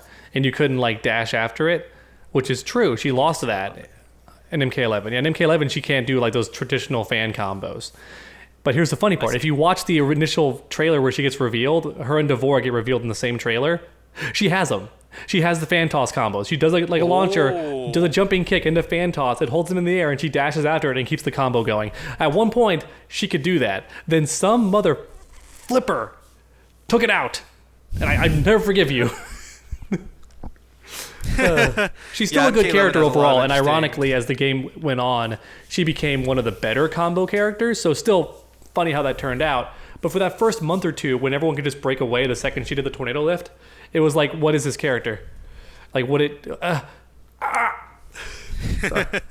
I will always miss Blue Blood Geras. I know! The early trailers. Yeah, Blue Blood Gears. And also there's that weird glitch where sometimes Devore still bled the wrong color. I noticed that too. Like, she would bleed red sometimes. And I was like, huh? Yeah. We never got to see Blue Blood Cetrion or Gold Blood Collector, but we know it existed because of the renders used for the severed heads in the crypt. Oh, that's. I'm gonna write that down. I didn't even know about that. Okay. I never knew that about that too. Very interesting. I also wonder with those heads, because some of them aren't in the default costume, so I wonder if that could suggest that what was the default changed at some point in development. Like how Scarlet, they changed what her default hairstyle was, because it was the black and the pixie cut with the red streak. Then they changed on some of those costumes. But then her ending wasn't updated to reflect that, so... Yeah. And also, actually, it's funny. Her default, her story mode, and now the arcade ending are all different costumes, right? Yeah. True. Well, you just talked about Katana, so do you want to talk about the changes they gave her in this new patch? Yeah, Katana so this... now do the Phantos combos? Backwards fan toss. So apparently, I don't think it's a new move. It's just that her fan toss in the air behaves differently if she's near that tornado when it activates. It's implied, oh, it's a tornado, so it blew it like backwards, I guess, which allows for new combo follow-ups and stuff, which is cute. As if Katana didn't already have 7 different ways to combo you. Now she has 2 new ones, so that's funny. I mean, I will it did say, look hype though, that combo that she did in the Combat Cast. It's very fun. I also love the fact that now it's like before you had to leave the trap underneath them to like trap them with it. Now you can have it like where you are, and as they get up, you can do an attack and then hit confirm into it, because that low hitting projectile, well, it's just a low projectile. We don't know if it hits low yet, but it is a low projectile. She swipes the ground, a little wind wave hits your feet, and it brings the tornado also careening towards you.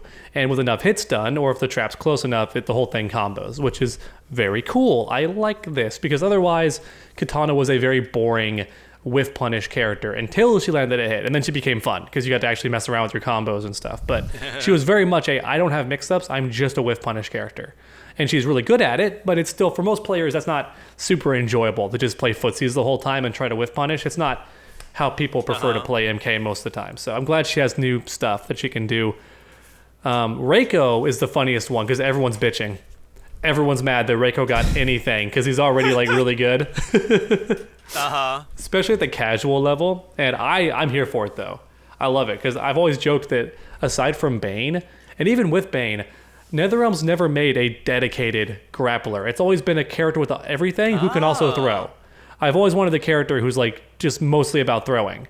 I don't think they ever really made him. Like, yeah, Kotal Khan has the command grab, but I don't feel like it's the same as like Zangief, where everything is built around his SPD. You know, I've always wanted the NetherRealm character like that.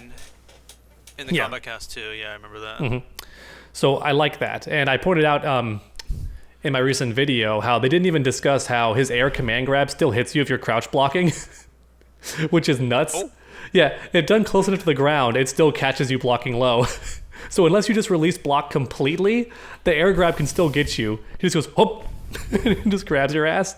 It's a pretty funny animation, just the slam. It's awesome. I love it. It's straight up a wrestling move. And what I find great about it too is that it brings back that nonsense from MK9. I don't think it'll be quite as OP, but in MK9, any character with an air throw had the cheapest tech ever, where they would do a jump in attack, and if you didn't block the jump in and then release block and crouch immediately, they could just do the throw and it would still work, because you recovered from the block stun just in time to get thrown. And it was just it was the corniest thing ever, beginner players will never adapt to it because they won't understand what's happening. They're like, why am I getting thrown every time? Like, what do? I can't just let go of block. I'll still get thrown. So what do I do? Well, the answer is to block and then immediately duck. But it's also going to be super fun for baiting out up blocks, because up block is a great mechanic that stops most jump-ins. Yeah. But if you throw someone when they up block, your throw does more damage. So Reiko now has one of the greatest jump-in mix-ups ever. And if it turns out that he can combo after it with certain cameos, like Trimmer, because Trimmer has that infamous restand where he punches the ground 3 times. Ball. Yeah, if he can do that after the air throw, awesome. It's going to be so much fun. Like, I kind of wish now they had nerfed his ninja toss, because now he just seems so much better up close that they don't need to have that stupid... He never even needed that move, if I'm being honest with you, that little ninja star move. He never needed it. All we got from that was amazing low-tier god rages, and that's it. Because low-tier god would spam that move and still lose, and it was incredible. Yeah. What were you saying, Sonic? Oh, I just said, like, they had to reference something from MK4. Yeah. I guess I would have just made it to where their default one is just 1 ninja star, and then if you EX it, he throws, like, the 5. The fact that it's, like, the 4 by default is just... It's a bit nonsense. For a grappler, yeah. Yes. It's like, huh? Yeah. I understand they wanted a reason that, like, you had to get close to him. That's why I explained in my first video about him, like, how he is still a grappler with that move, because it forces the enemy to get close to you because they don't want to deal with that BS. So they will get close to you just so you stop throwing ninja stars at them. So in a way, it does complement his throw game, that he gets you in close and then can go to throw you.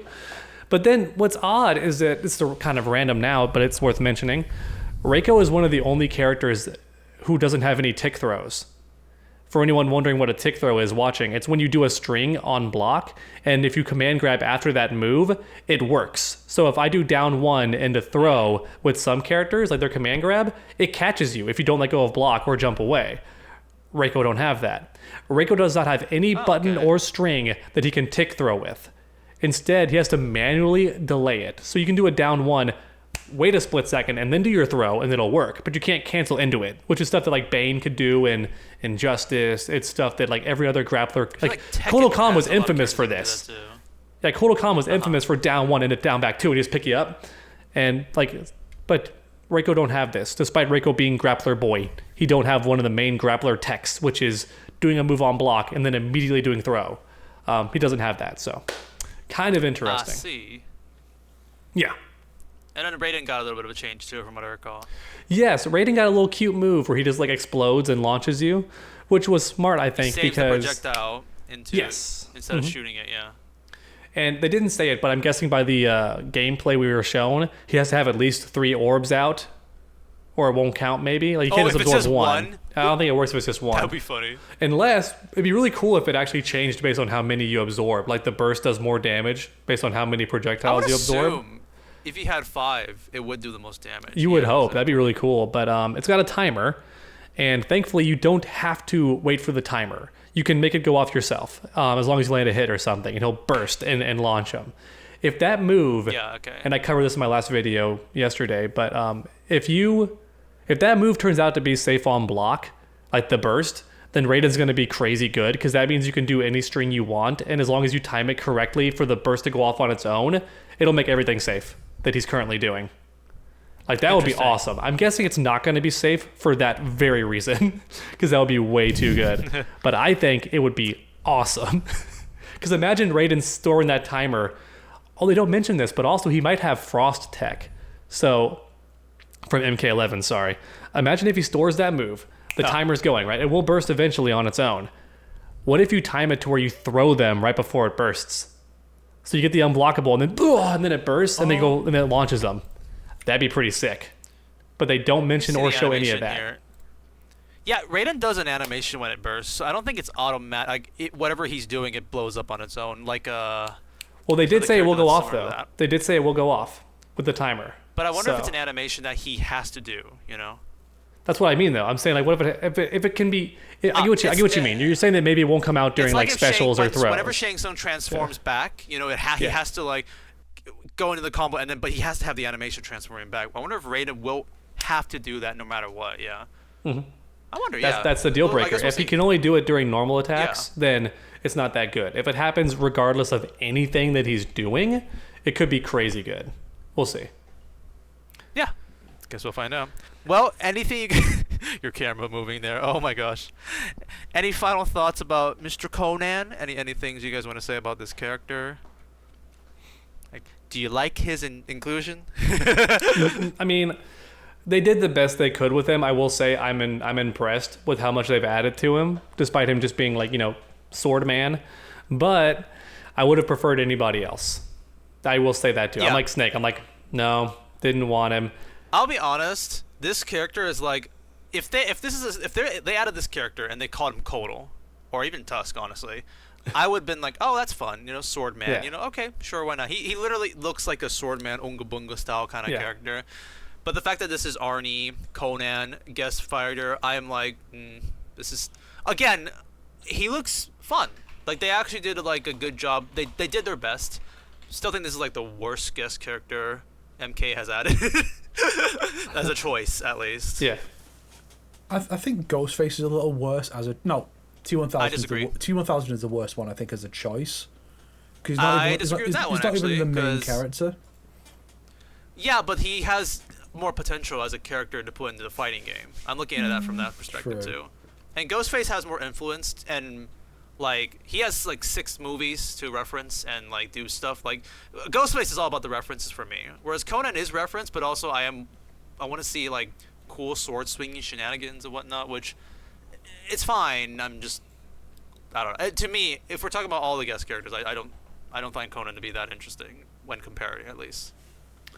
I hope that he is unironically really good to the point where like pros want to use him, because then we'll be forced to watch at high level all the time a character that we never wanted in the game.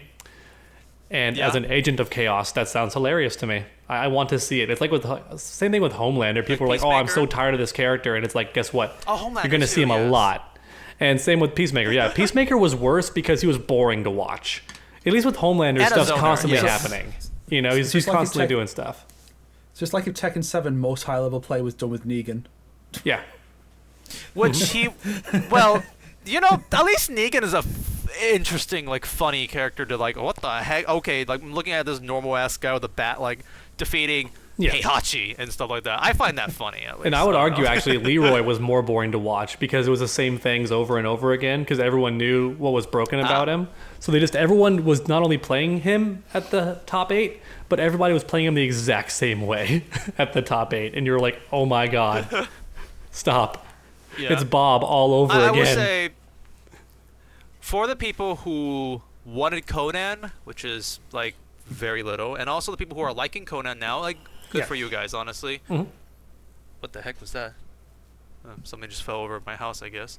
But I really do find this to be, like, again, they tried their best. I'm being positive. I won't shit talk anybody. But, yeah, not really the worst guest character I can think of. I actually was kind of annoyed even looking at his trailer. I'm like, oh, yep, he is Unga Bunga man with a sword. Exactly what we expected. Just, okay.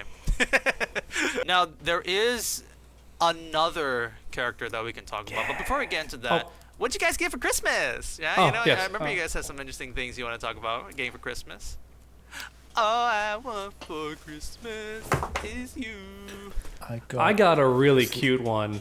That's nice. Hey, nice. Little metal Spoderman who, see if we can get it to auto-focus, by which I mean manually set it to focus. Look at him. Look at that boy. Nice. Look at that Little webby your boy. amazing sponsored camera doing that work. Show us the cheeks. Show us the spider cheeks. Is that?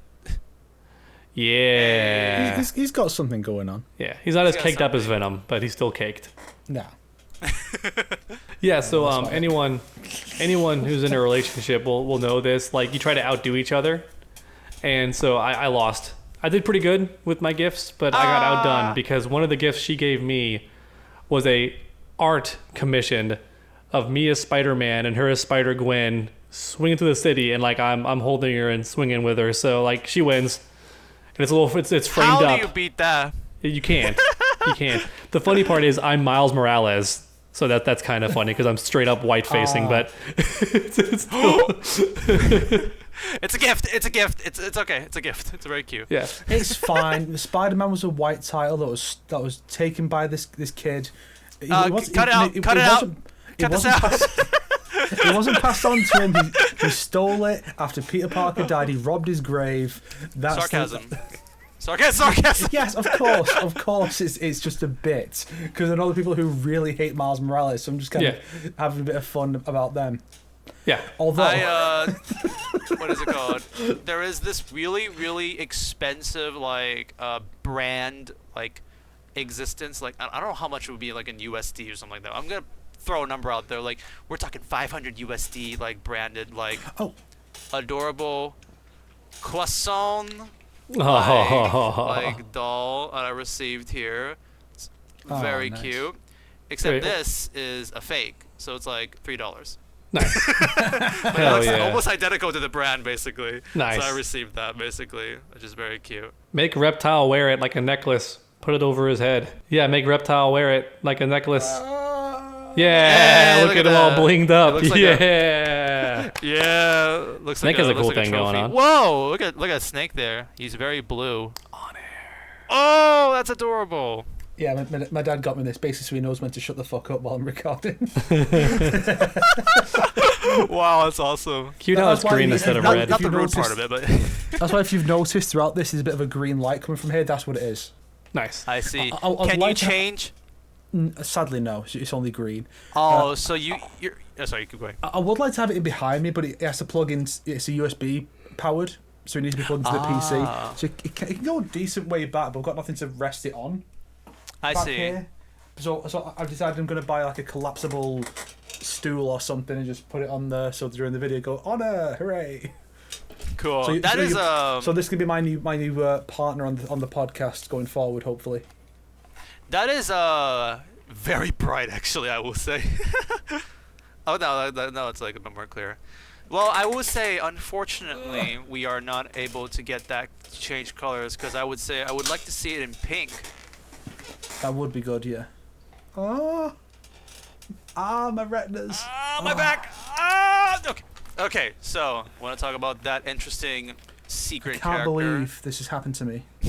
Yeah, so Super. I'm not sure if see the anybody issue. else. I'm not sure if anybody else triggered the thing to happen, but Super did, and he's one of the biggest MK tubers. So it turns out that when Conan For gets context. here, yes, it turns out when Conan gets here, it's very unless it's only in his build, but it seems like when Conan drops in the update, we're also going to be getting Pink Floyd as a secret battle.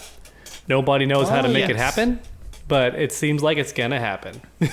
So I think the more interesting thing about Floyd, because that's all we know, is the fact that there is this little thing that shows up. But I think the more interesting thing about Floyd is the topic behind this character, or the existence of him. Mm-hmm. And we shall talk about him after a quick break, because I need to use the bathroom right now. See you later, guys. I will also jump at the chance to use the restroom. Snake, have you noticed how the is not always centered when it chases you? Yeah. I'll sometimes be over here or something, and it's not quite I centered. don't know what he uses. I'm not sure what he uses as a base. Fortunately, if you get the OBSBot Center app, you can manually shift it around. I need to do this. that, actually. I made the cut this out, Sonic. Cut this out. Let's see if I can outrun this camera. I don't want it to follow me when I go to the restroom, so let's see if I can outrun it. No. Okay. Dog, you can see your terrible setup. So, I've been expanding my collection of Mortal Kombat stuff lately. I have gotten Ultimate Mortal Kombat on the DS. This bad boy, for to see how old it is back when the fucking BBFC was rating these before we went on to Peggy over here. So it's literally Ultimate MK3 with Puzzle Combat from Deception. I don't know why. It just threw in Puzzle Combat. I would have put... I guess you couldn't do chess combat because that ties into the main gameplay, but why not just well, I guess it's the DS. You can't really... there are other things they could have done. I would have loved to see Motor Combat, because I'm pretty sure that was out by this time. Don't know when about this came out. I believe as far as actual portable ports of MK games, this is considered one of the better ones, because everything before this was on GBA and Game Boy and Game Gear and that, and it's other than Deadly Alliance GBA, it was all trash. It's like Sonic 1 on the GBA level's bad. That's how bad it was. Horrendous. But this one I believe is quite good. Ooh. First thing I came back and I hear you calling me horrendous. Damn, Snake. No, it's not a dog. Oh, okay. Yeah, so there he is. I was gonna mention what's up with dog's camera just completely moving over there. Yeah, he's trying to outrun it like he was Sonic, and unfortunately he's not Sonic. You are Sonic, so he could not outrun the camera. Hey, gotta go fast. Have you seen Sonic 3, by the way, Snake? No, not yet. What? Oh, okay. After giving me, after shit talking me all that for not being a real fan. Just kidding. That's awesome. Yo, is that the original Mythologies? Yep. It even has the manual. I spent like an extra 80 quid or something to get the version with the manual. Gee. Cause that's what I started doing because I'm a bit of a germaphobe, so I don't really like get games pre-owned. So what I started doing is when I trade a game in, I'd do it at CEX, get store credit, because they have like way more older stuff, so I can just get a bunch of older games from the. Ooh, sick. Unchained, the PSP version of Deception. As you can see there's Katana with her fan lift combos about to annihilate Goro. Even the PSP had it. Even the PSP had it. NetherRealm. Get with the times. Talking about that kind of stuff. I also want to show you my Deception collection because it's getting quite big. So I have your Deception collection. Hell yeah. MK Deception. Okay. Then I have MK Deception. Hell yeah, with Scorpion on it. Oh wow. Yep, the collector's edition from America. We didn't get it, but America did. Then the collector's edition with Melina. Yep. Oh wow. Then the collector's edition with Baraka. Yep. Goodness gracious. Then the collector's edition with Raiden. Yep, I thought Raiden was on it. Yep. Yeah, they always depicted Deadly Alliance Raiden, never the Deception one. It was so strange. That is funny. Then the premium edition with Sub-Zero. Oh, cool, yeah. The PS2 got Sub-Zero instead. And then my personal favourite, Mortal Kombat Mystification. What? Oh, is that like a different title for it? Yes, because in French, Deception means disappointment. So they had to change the name. It would have been literally Mortal Kombat Disappointment, which would have been a bad name for the best one in the series. So they're like, let's change it to Mystification, which does mean that there's no title drop in the intro now. It's just Yujinko, the Born of Deception. It's like, okay, he should have said Born of Mystification. I also have the bonus special disc, which has all the bio cards and up behind the scenes stuff on there. Cool. Nice. Who's sitting in the front? It's just some guy, but like he's half Sub-Zero because it's part of like an ad campaign where people morph into shadowed versions of characters. Ah, okay. You can be Sub-Zero. And then the Deadly Alliance, and this one's based on an ad campaign where people have bloody handprints. Yeah. And this is where this is where it's in Us All began. It wasn't with Deception. I thought it was Deception's in Us All. No, it started with Deadly Alliance. Yeah. So that's cool. So with them and the disc that comes with the premium edition of Armageddon. Yeah. Which I got. This is one of the 4 because there's also the normal cover version, Sonya and Kano, and Sindel and Shao Kahn. I've got those on order as well. So I've got all these DVDs that I have ripped all the content from. I'm going to make a video about that and then have a Google Drive link with all that content. Excited! That's awesome. I'm a preservationist. I'm preserving the MK bio cards because it's either always like really shit 360p quality or it's got the MK Secrets logo slapped on it, and it's like yeah. Yo, I need you to record that like original cinematic in HD without a logo, so I can use that in the videos. Weirdly, nothing like that is actually on the disc. Like, they don't put any of the intros in there. So like still to this day, the best quality you can get Deadly Alliance's intro is like a pretty low quality recording someone did. Oh yeah, it's the hard original is too low. Yeah. Yeah. Or people would try to enhance like AI with it, but like, you know. There would be some weird things with that and whatnot. Yeah, but one thing that'd be good for you, Sonic, is you can now view in decent quality the Reptile bio card without a logo on it. Oh my gosh, that's right. Those bio cards were kind of crappy actually, but I mean it's kind of still cool to look at those. Ooh, HD version. Okay, Well, not it's not HD. Don't get your hopes up too much, because a better quality. I mean, the Deception ones were made in 2004, so exactly. temper your expectations. But it's a step up. It's a step up from what we've had for the last like 15, 20 years. True. I mean, those battle card videos are still really fun to watch. We like see some of these original ideas, because like they talk about a lot of characters. I remember seeing some of them be like, wow, there's so much thought and love put for Drawmen. Wow, that's awesome. I think in the Armageddon videos too. I love seeing when the original actors are in there. Like here's Richard DeVizio talking about how the Baraka mask made him sweat like crazy because it was so tight and latex. That's cool. And then here's Sub-Zero's actor from MK3 going, and they put like an ice effect on. And so, nice. or Sony's actors from MK3 blowing a kiss at the camera, and it's like, yeah, this is awesome. They embody the characters. I love it, and it's like, yeah, why can't NetherRealm do cool shit like that? Like, imagine that. It's like, here's a featurette about like behind the scenes with Cassie Cage. Then here's Ashley Birch talking about what it was like to play Cassie Cage. Unfortunately, the most we get are like extras in the Legends movies, because those aren't bad. If you can see Legend, like literally they do like the cast and the effects and sometimes whatnot. Yeah, that's like the best we've got currently, unfortunately. So here's a question I'd like to ask: does anybody here know about the origins of the mysterious character known as Floyd? I've seen that image that somebody made in like Microsoft Paint. It's like very basic. Like they just have like an image, and it's like this many years ago was the first time, son of a gun. This time many years ago is when Ed Boon mentioned like the idea of a pink male ninja. It's the one color he wants to do. Like during an interview, they asked him like, "Is there a color you want to do?" And he's like, "Pink. I want to do like a pink guy ninja." And that was like years ago. And then more recently, he talked about it again. And I saw the whole little spreadsheet. Am I in the right ballpark, Sonic? Is that how it began? Well, I don't know. That's why I'm asking. I genuinely don't know much about Floyd. Yeah, and it's also another like musical pun, because almost everyone knows, but every time I say this, there's always one person that doesn't know this. So I'll bring it up again.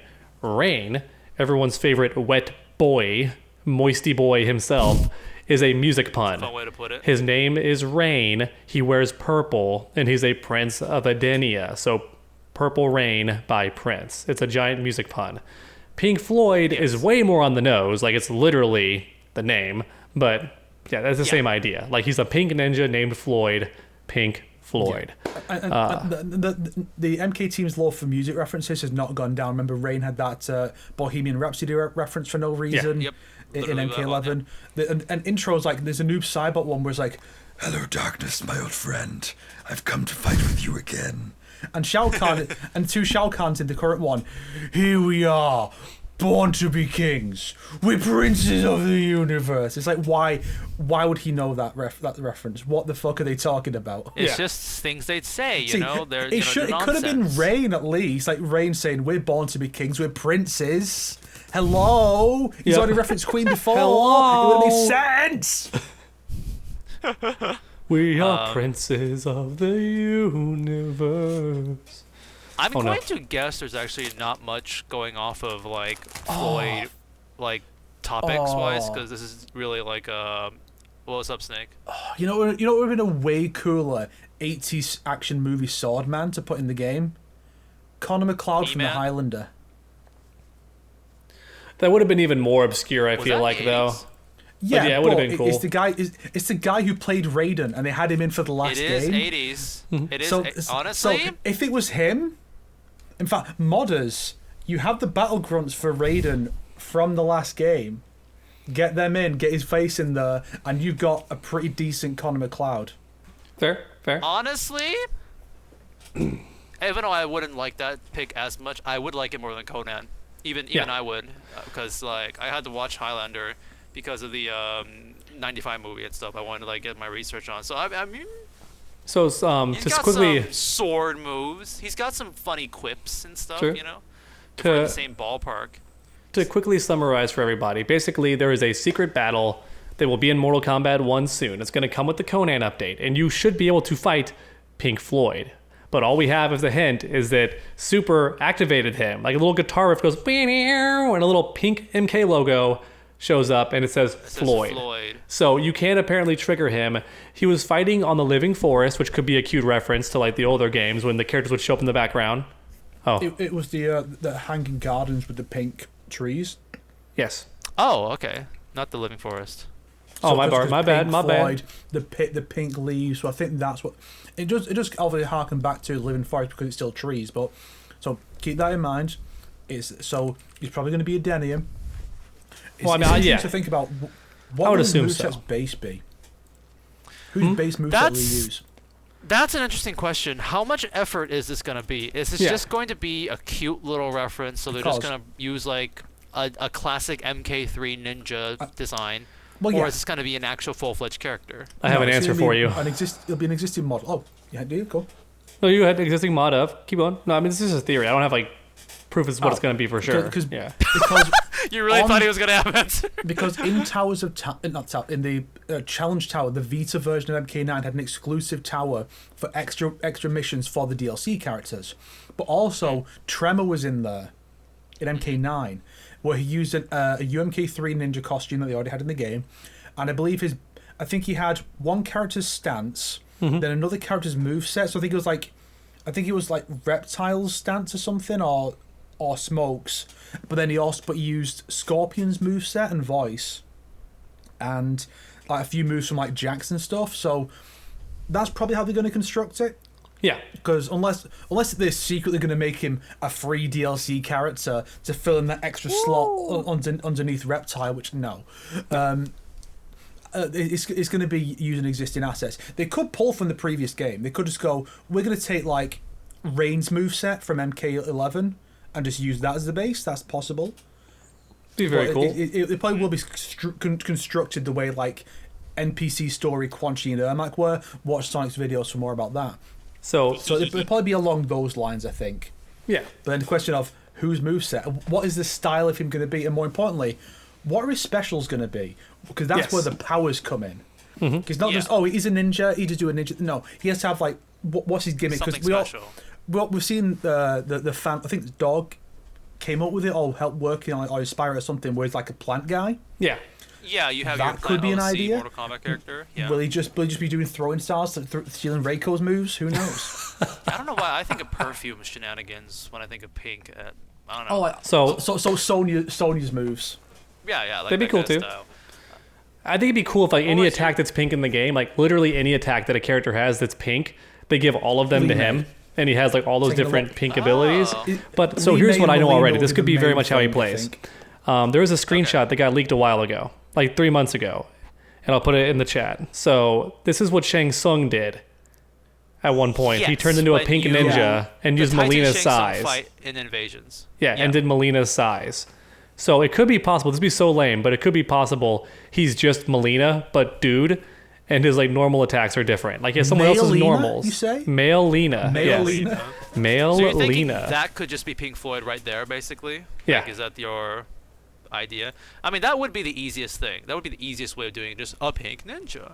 I'm going to guess that's the model, but he's going to have some different move, but not like really complicated things. Because, like, as we've seen from Invasions, they are able to give unique moves to characters to spice things up a bit, but they won't give it to the basic characters. So I think it's not below them to add like new character moves and whatnot for secret fights. So I don't, If I had to put money on it, my prediction would be new special moves, but like Snake said, his stance and his like walk animations and basic attacks, like his uppercut, like basic strings, are going to be someone else's.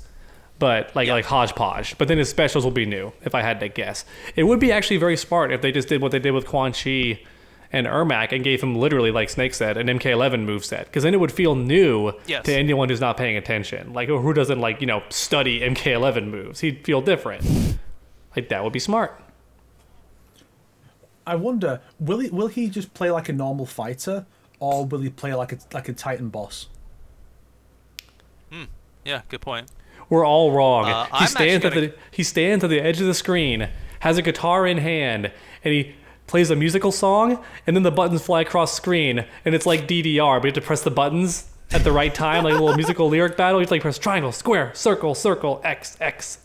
That'll be the second phase, invasions they always do that. You got the second phase, you gotta like do second phase. Okay, it's starting to turn into like I wouldn't expect a rhythm game, but I feel like him busting out a guitar and playing music while something's going on is not only entirely likely, but almost guaranteed.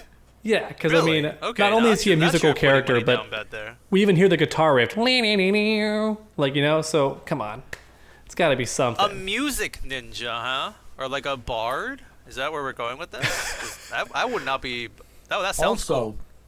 Is it possible that they could make him a cyborg, like a cyber ninja, or do you think they're just gonna go? We want to finish the set of normal ninjas first.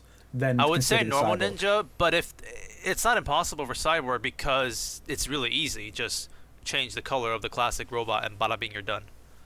Has there been a pink robot that you can fight as a combo in invasions mode? I think so. Yeah. That'd be an interesting thing. There has been. There was a pink cyborg. Yeah, just smoke though. Oh, Yeah, okay. because all the colors are meant to reflect different elemental types. Oh, So okay. it's like this one's the fire bot, so bring an ice character to do the combo because you'll get more damage in. So that's see. kind of the way it's set up. But there's been it's pretty much all the colors really. I don't know what element pink is. It's probably just like normal or magic or something like that.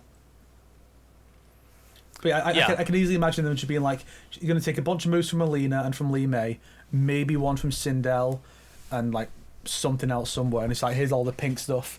Because that seems to be the core conceit is, whereas you look at like Reptile, green, so he's a lizard. Or you look at Jade, so she's got green moves because she's the green ninjas. Smoke, Jade. Grey, smoke, so he has smoke powers. Yes. Purple to rain rain water. This is just all the entire concept here is just pink ninja. So all they've got really is pink. That's it. Yeah. So we'll see, if he's got flower abilities and whatnot. It could be fun, I see pray what I pray they don't give him Kitana's kiss fatality, and it's like this guy comes up and kisses your character vomits to death. You don't want to give that kind of wrong impression, because I'm sure that's one of the reasons why they never did pink male ninja. That's fucking gay, dude. That's gay. You can't do that. Oh, we can't do that. And now the pink ninja no. kisses another man, and That's the too man vomits far. to death. That's too far. Not the look. Sector and Biham being together, that's fine, but no, we cannot give that to Floyd. Yeah. Oh no! Oh god! Just the existence of a pink ninja is going to get those people riled up again, and it's like, I hope please, not, but I don't can you think so. not? That's a little too little to latch on. You need some concrete. Sonic, you too little to latch on. Have you not been paying attention to what these people say? I know. I just feel like there are standards to what they go for. And anyways, Standards? I'm sure I'll meet him in invasions mode.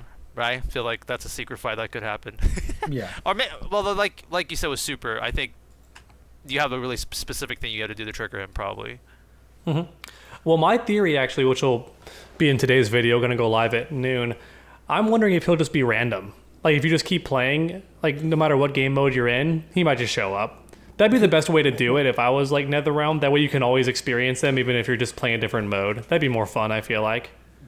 Well, that's the thing is, what mode was the guy playing when the thing triggered? Because I doubt Was it would have arcade? been. I doubt it would have been invasions. I'm sure it would have just been like a normal mode. It was just a regular, I think, yeah. 1v1 mode against the AI or ladder. Could also be the ladder. But no, because he did rematch, so it can't be a ladder. So, yeah. I just remember something. Remember that whole thing Ed Boon said about the secret character like Reptile from Mortal Kombat 1? Maybe it's like Floyd. Maybe you do need to do very specific things to trigger him. I'm sure that would make sense. I'm sure this is exactly what he's talking about, unless there is no actual fight and people just blowing it out of proportion. It's just some weird bonus or something. But I'm sure this is what he was talking about. Why he would bring it up so far in advance, I don't know. But then again, this game has been putting stuff in the files for months later. So yeah, exactly. It's a weird way they're going about making this game. I think even if whether you like it or not, we can all agree it's been very weird. Yeah, that's actually that's a great segue, Snake, because Sonic teased this earlier, or at least I think he was trying to tease this. At one point, the Pink Floyd files were in the game. Like data miners found it, or like, there's something named Floyd in the files, and it seems like it's a secret battle according to how the code is worded. But then, around the same time that the MK1 cancel rumor came out, a lot of stuff started getting removed from the game. one of the things that got removed was Floyd. His files, his secret battle code, all that was just out of the game. So people worried, myself included, just even more proof that the game is canceled because they're taking stuff out of the game that's not finished. Like they're done. But now he's back. So it turns out they were just working on him separately, probably on like a game that's probably on a version of the game that's not connected anywhere online. So like no one can get access to it. It's just at the studio. Makes sense. Then when they were done, they dumped that finished product assets into the game. And now he's back. Sonic, were you trying to go somewhere with that? The same way that I was in my video that'll be live at noon. Not entirely. Because I know about that. The fact that you said that there wasn't the file, but then wasn't. I'm just bringing up the fact that Ed Boon teased this secret that's going to be accessible like Reptile, which is why I just put 2 and 2 together. Like, oh, because I remember people did say it must be Floyd, but he never did came out when Chaos Reigns came out. But yeah, true. Now that he's probably going to come out in this next patch, like, yeah. Will they fix Ghostface, though? Will Ghostface finally be allowed to have his knife cancel again? Because they'll get rid of the stupid infinite glitch. Will he get to have his knife cancel back? I mean, doesn't need it because Ghostface is already plenty good. But yeah, so what I was going with this, and it's a long shot. I will say this is a long shot. Okay. Probably not going to happen. Okay. But I was saying the fact that they brought it back and are still adding stuff like that to the game, not just the stuff that's included in the Chaos Reigns legal description, right? Like Pink Floyd's not listed anywhere as something you get with the Chaos Reigns bundle, right? He's a free thing being added to the game.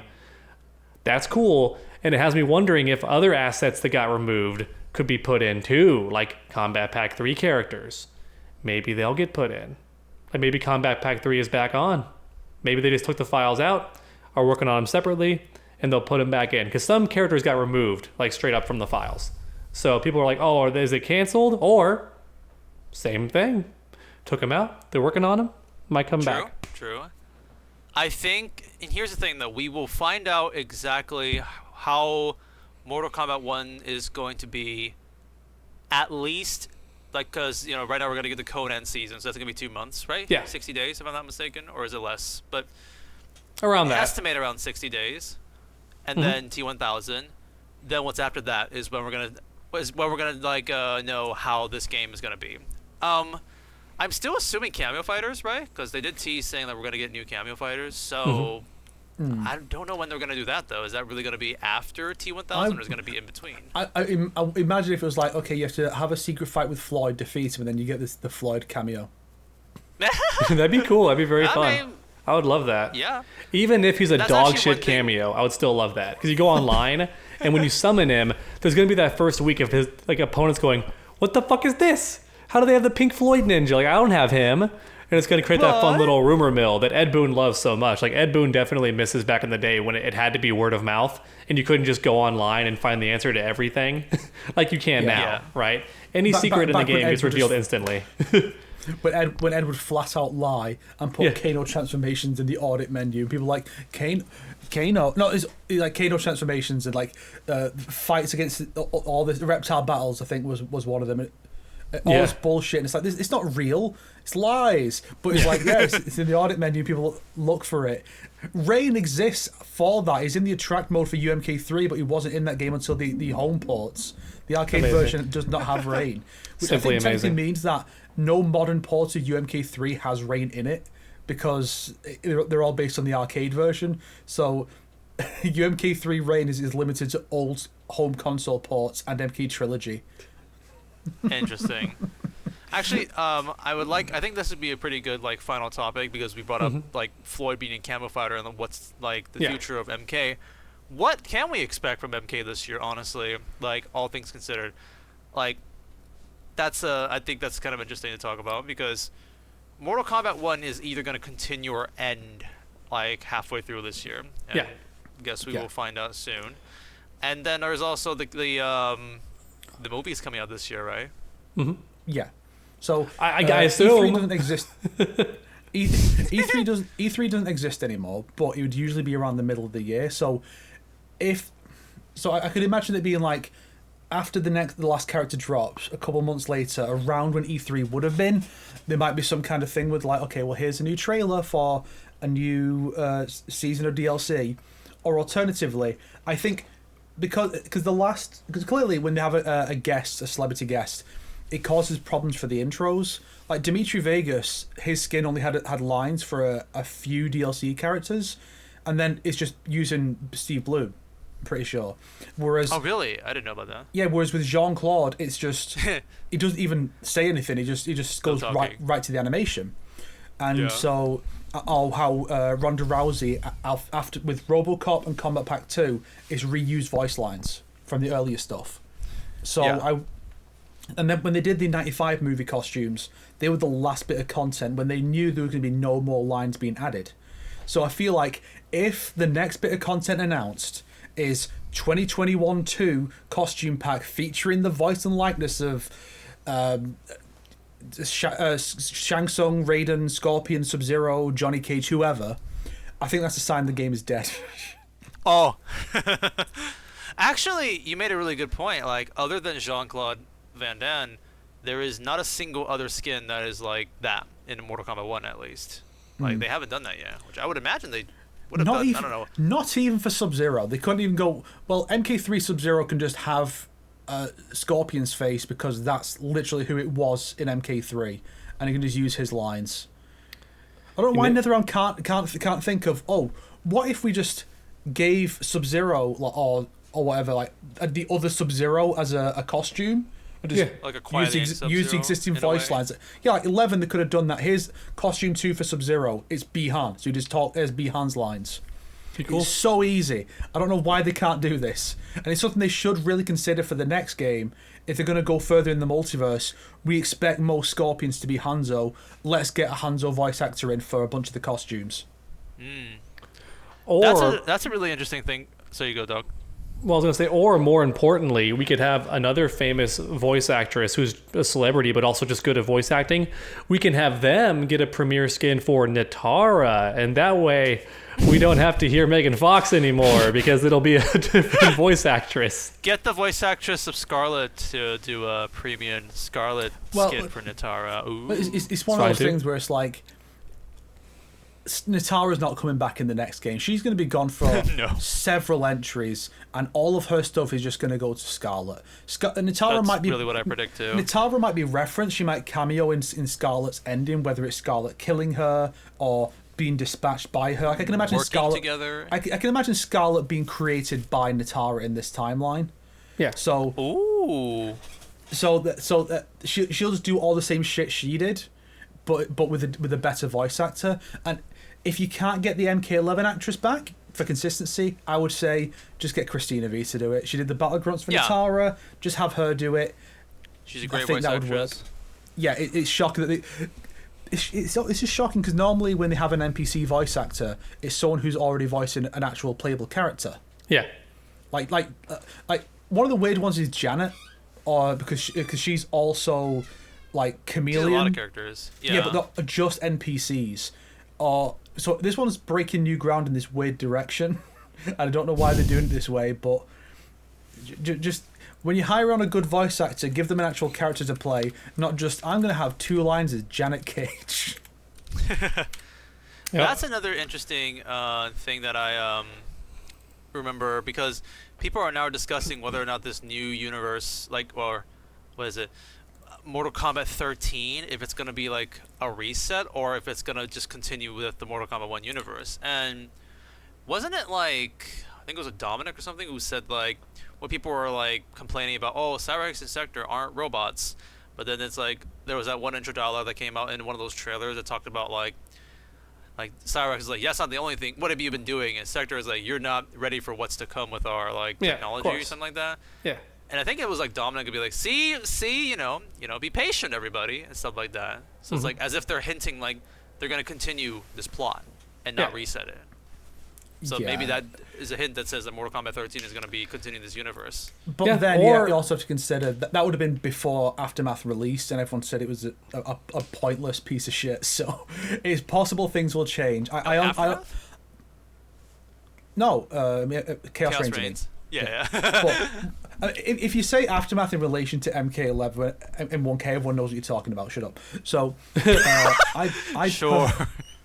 I personally suspect that what's going to happen is they're going to lead up to a big multiverse event or just have it happen in the next game that will lead to all the timelines merging back into one. And that'll be an excuse to have most of the same continuity with the current timeline, but Hanzo is back as Scorpion. He's all the stuff that he did, that Scorpion does in previously, or some of it was Hanzo now. And Kuai Liang is going to be Sub-Zero, Bihan's Noob Cybots, Sector and Cyrax. Maybe they're men again, or maybe it's like, well, these are different people actually, and Sector's going to get usurped by male Sector, and he's going to be the real Sector. You know, I can see them doing that because there are people who like some of the changes. They're not as vocal about it, but they are out there. Yeah. So I imagine they don't want to piss off those people who are like, oh, I just got invested in the series. What do you mean everything was a lie? You know, so they're going to want to try and please both types of fans. The question is, how successful are they going to be in actually pleasing everyone? That's so interesting. If they are trying to include everyone. Sometimes it is better to just say, unfortunately, we have to cut you guys loose to have a satisfying product. Because we've seen it plenty of times, like with the Devil May Cry reboots, it was like it's going in a very different direction. Everyone hated it, except I guess some people would have liked it. But then we're going to make it a bit more in line with the originals, but then it kind of has no identity of its own. So it's a thing that they are struggling with. I don't envy them trying to figure out how best to proceed with a franchise, especially with Warner Bros. Being a detriment, if anything, to this franchise. They are not helping. Now, where's Mortal Kombat 13? I wanted it last year. Give it now. I think with all the failures, if anything, Combat, I think another story expansion, absolutely dead. Another character season of characters, that's a possibility. But I think still, because that's obviously a lot cheaper than a full story. But I think an actual story mode is dead. They're going to focus on the next game, but they're going to have a team working on the new characters. Will it even be 6 characters? Who knows? Maybe it'll just be a pack of 3 characters. Who are the most wanted ones? Jade, a guest, and someone else, because they can't resist putting the guests in. I know. I feel like Jade and Kunjin are almost like guaranteed if they're gonna do Combat Pack 3. But if the third character is a guest, fine. Well, so here's the thing: are y'all aware of the Kunjin like drama that happened or no? Not drama, but I know something happened. So basically, the actual sculptor or 3D modeler who makes the stuff for Mortal Kombat 1 straight up posted Kung Jin's character model on his art station. Like you can just see MK1 Kung Jin. His face is not there because for some reason I guess the face modelers are different people. So he only shows like their body and stuff. But what's interesting is apparently when it first got uploaded, it did say cameo for his like description. But now if you check it, it says NPC. So either they're hiding it or he was told not to have that up there because he's not a cameo anymore. He's just an NPC. Yeah. Well, is the design the same as what we see in the story mode? Yes and no. Similar. Yes and no. It's the same design, but it's colored like good Kung Jin. Like there would be an MKX. It's his colors, brown and green. It actually looks decent, honestly, when just looking at the outfit. Whereas in the story mode, you barely notice it. It's like, oh, okay, whatever. Well, that's an interesting topic too. It's a minor thing, but I've noticed that all of these outfits are actually very detailed. They look just as pretty or prettier than MK11 when he posts them on his art station. So I'm wondering if MK1 purposely like scales back the graphics so that it runs smoother or something. Because I think it could look just as pretty or prettier than MK11 based on the stuff he uploads. He gets right up in there on the models, and they're better looking than MK11. So I'm wondering if like they just can't run it like that, or an even funnier theory I had was that the Switch version already looks terrible compared to MK1 on console, like PlayStation or Xbox. So what if they dialed it back on purpose so that it doesn't look as staggering? Because imagine how different it would look if they let the graphics be unleashed. It is possible that they have the gigabytes. It's possible that they have the really, really big, high-quality versions for the cutscenes, and then they scale it back for gameplay. Because even though they are the parity is mostly 1-to-1, there is still a difference you can see, and it's not just the lighting anymore. You look at it and go, well, that's different lighting. Sometimes it is a case of clearly the models and the textures are not as good in game as what they are in the cutscenes. Yeah, it's hard to tell sometimes, but then it's like sometimes it's like, oh yeah, that's now we're in game, obviously, and whatnot. It's now easier to tell if you turn on 60 FPS, so you're in the story mode, the entire thing is 30 FPS, but then all of a sudden they're like 60 FPS talking. It's like, oh, gameplay. Yes. True. I can't find it now, but there was a mod even when the game first came out in the first couple of months. And the mod literally just turned on the HD settings that apparently are off by default in the game. And it makes the game look way prettier. Oh, interesting. But I can't find it. But there's a mod for that. And people were just showing off how pretty it looks if you actually upscale it. But for some reason, it has like...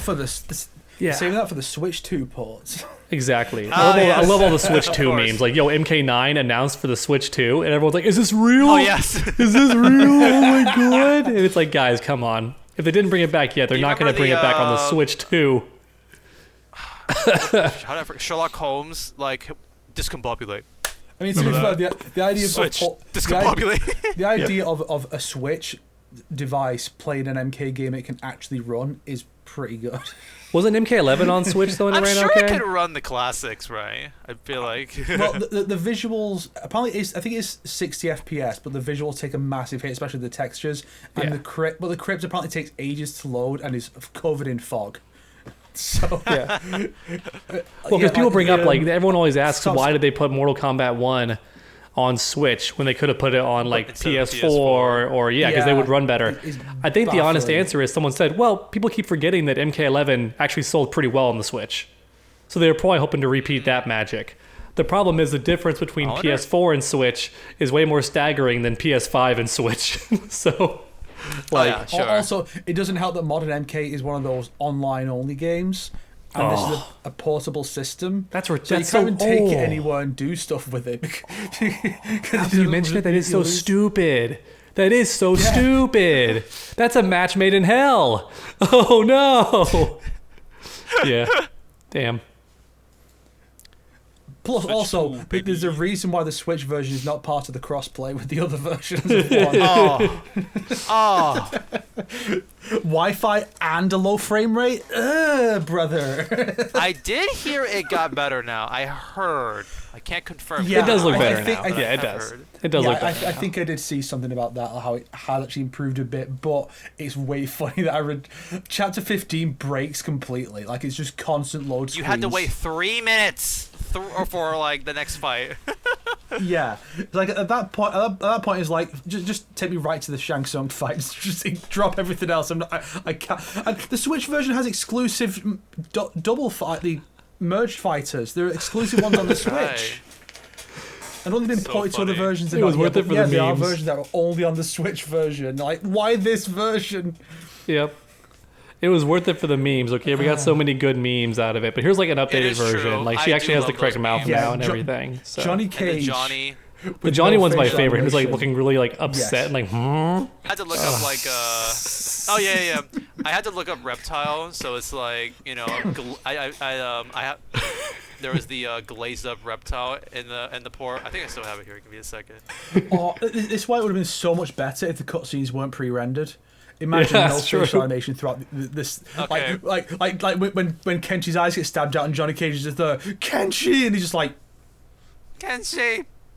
Yeah, exactly. freaking Telltale game like facial expression when someone dies.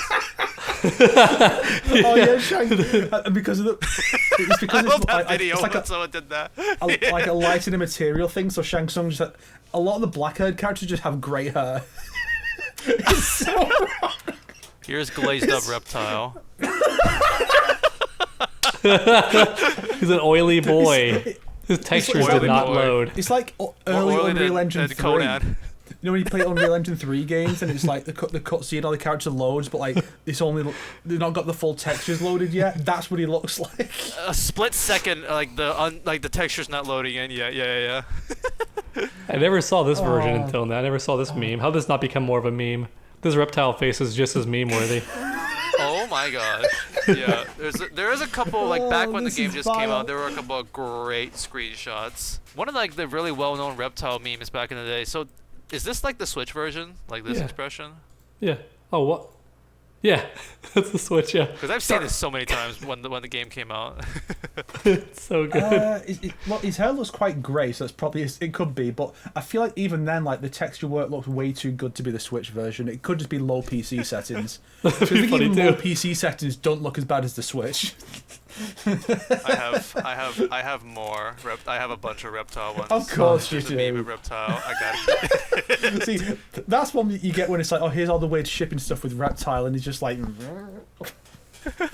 But the close up of the face, that's a perfect reaction to if an alternate reaction for he finds out that Shang Tsung like killed his family, and he's just like. Oh yeah. Wait, there were other shifters, and what happened to them? Oh, the one with no face, like he's from Assassin's Creed Unity on launch. Something like that. But yeah, here's how Kung Jin looks. Like it's the same. It looks really good. It's a really solid Right? design. It actually looks pretty good with the coloring changes. and Yo, stuff. good costume design in my M1K? I don't think so. Don't They- be that. They made a smart call and added way more of the earthy, like colors, like the greens and stuff, not just brown. Yeah. Which is one thing that I will always like be mad about with MKX. Like you can't call it the best MK when that's just the worst colors you've ever seen. But yeah. I'm not gonna lie, I preferred Kunjin like back in MKX his alternate like sneaky ninja outfit more than Yeah, his default. his Robin Hood, as I called it.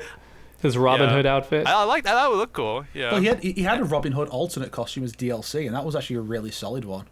Oh, Which I think- nice. which- Well, you're right, it that's what I'm had, thinking of. Like, it had greys and greens. Yeah, I'm saying it right now. I wonder if that could have influenced the direction they went with this one, because you need something to go off for Kung Jin, and there wasn't much there other than he's this gay. looks very similar to Kung Come Jin on! and MKX. Like it really Come does. on! The only difference is they gave him more armor. But this is very much like the giant ring in the middle is from MKX. The armor on one shoulder is from MKX. Yeah. Like they kept a lot of it true.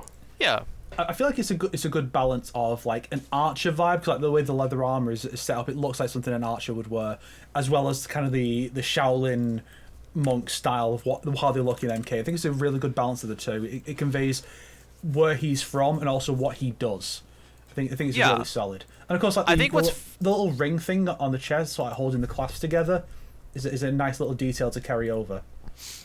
I think what's very important to really make, because this could potentially be Kunjin's best like design, but what's very important is do not keep the hair. Oh yeah, Please. with the mohawk. Don't. Yes. And you can use it side by side, by the way. It's so like the new coloring really does help, honestly. Like Oh, yeah. this just looks way more boring. Yeah. Like in the chapter 15. So It would be awesome if his hairstyle is the gear piece. His head, like his whole head, like hair plus headpiece. It would be cool, but it's going to be the bow. Even though it'd be really Yeah, cool to, even though it'd be makes really cool sense. to like, I want him to have a mohawk, or I want him to have the classic hair, I want him to have a hood. See, that'd be really cool, but they won't. Oh, we should have mentioned Conan's gear is the sword. No one cares. yeah, Moving yeah, on. it's the sort. I was about to mention that if like you wanted to find comic references, maybe it would be in the sword. I doubt it, but like that would be where I'd imagine it would like show up and Yeah. stuff. It has to be the bow, right? If it just makes too much sense. Yeah, I'm sure that's what it would be. Plus, if it was the hair, that means that you run the risk of these gear pieces make it that when super moves is on him, he becomes bald. Just like Havoc. True. Exactly. Or Shiva. Shiva had that problem too as well. Ah, MK11. interesting. Anything else for the future of this like franchise this year? I want a Legends movie this year, but you know, we didn't Yeah, get we- one last year, so it's hard to say if that's gonna take a back seat now, especially since you know they're busy working on other DC movies. The Creature Yeah. Commando show was very obviously made by the MK Legends team, like the animation style. Oh, and really? also You think so? Rick Morales being on that. It's finished. Highly recommend it. You like Peacemaker? You like the Suicide Squad? I enjoyed Give it it. a The watch. ending was I very really like the rushed, show. but it was good. That last episode, they tried to cram like everything into it, but it was still a good show. Creature Commandos overall, very fun time. I agree. The animation to me Yes. seems too good to be that same team. I'm not gonna lie. Well, because there's parts where I was like genuinely impressed with the animation. In the first couple episodes, I was worried because they do some really lazy animation tricks like tweening and stuff. Instead of actually animating There's the some After character, Effects they would just stuff, tween them yeah. to slide over, and it looked really weird. But they either got better at hiding it, or my eyeballs got used to it because I stopped noticing after like 2 episodes. But Dog. You notice that, and then you're surprised that it's the Legends team after sliding Shang Tsung down the stairs. Hey! They've improved. I'm honestly very happy to watch something and be like, wow, like it came a long way, but I'm so happy to actually watch something made by them where I can actually genuinely enjoy and be like, this is just awesome. Had a great time with that. I know Sonic was definitely gooning in the final episode because we see like why naked scaly lady. Her butt is like, never mind. You didn't see that? Come on. That's a fish lady, snake, she's dog. Still, she's That's still very scaly. different. Okay? She's still scaly. I know. It's a fish. It's very different. How dare you assume? I am confused on the rules. She has scales. Oh, great character still. But I mean, technically speaking, fish have scales, so it is a scaly. Sure, That's what I'm saying. Yes, okay. Yeah. Like you said, the animation's very good. So whenever a really good recent thing that has good animation that comes out, like people will then say, "I looked up Invincible's animation and sighed." I don't know why that's become a meme recently. The new season of Invincible's coming out, right? Yeah. Soon? Yeah, I'm excited about that. The thing is, Invincible doesn't even have fast. bad animation, but I do agree for like It's Amazon not bad. Prime show, It's just, you would think it's way better. Yeah, I agree. I blame Seth Rogen. It's just like, anything bad with the show, I blame Seth Rogen. Every time. I will say though, because obviously Invincible has well, I wouldn't even say it's lower budgets because they have a lot of budget for the voice actors, but it does have a lower budget for animation, which might help it be able to release faster because there's a lot they have to cover for the comics, right? Faster now. That gap was crazy. I'm hoping for no gap this time, at least. I'm hoping there's another cross-dimensional adventure, and then he shows up in like the MK universe, and someone's like, "Hey, you're the son of that Omni-Man guy. He was real problem when he came through here. Let me tell you what." Another one of those, yeah. And it'd be really funny if they did that, and the scene was longer than the Spider-Man one that everyone hyped up, and it's like, "Oh, this is nothing. This might as well not even been here." I was more hyped up when they brought the Fortnite like sniper rifle and used it to smack the villain. That was funny. I didn't even catch that the first time. I just saw it was a really out there weapon. I'm like, why is it all like fiery and stuff? Then I'm like, oh, yeah, that's funny. It was also unfortunate how they had to cut out the Spider-Man tie-in, but they just did a parody instead.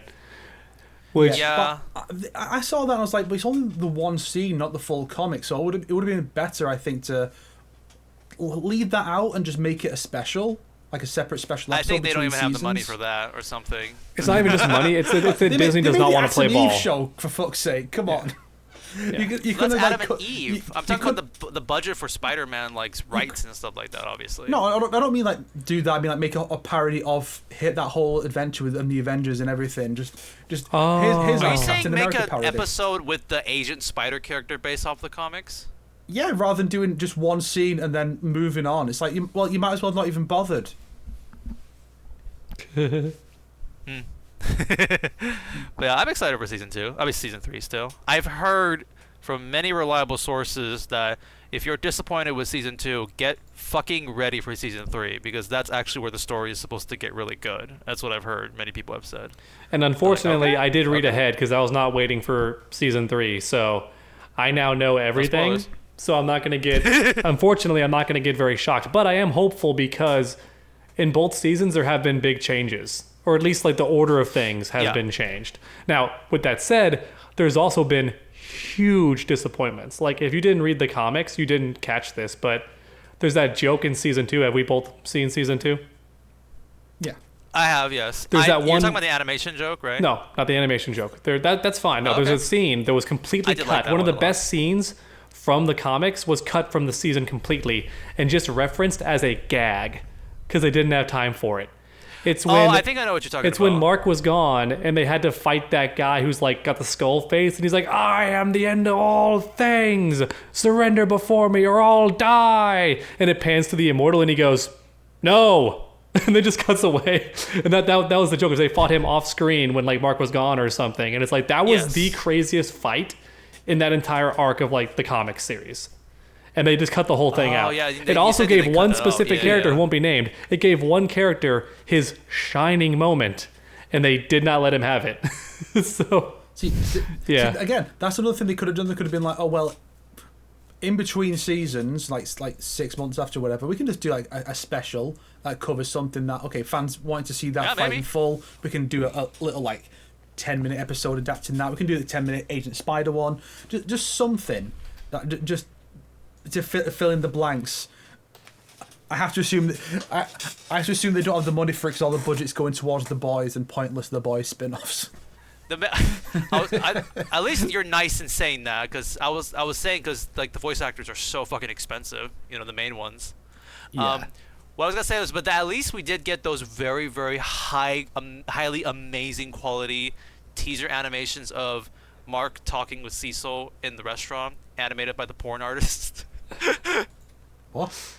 We don't know about that, because No. there's like the teaser of like him talking to somebody at a restaurant before the season shows up. Last year it was with Alan the alien. This year he's talking with Cecil, and they're obviously making quips about like things that people didn't like about the last season. Where was like, why did you go training for like 4 months, Mark? People are waiting for you. What the heck was that about, and stuff like that. Mm-hmm. But like that whole teaser is like so well animated and stuff like that, and people says like, well, the original person who did that was a porn artist.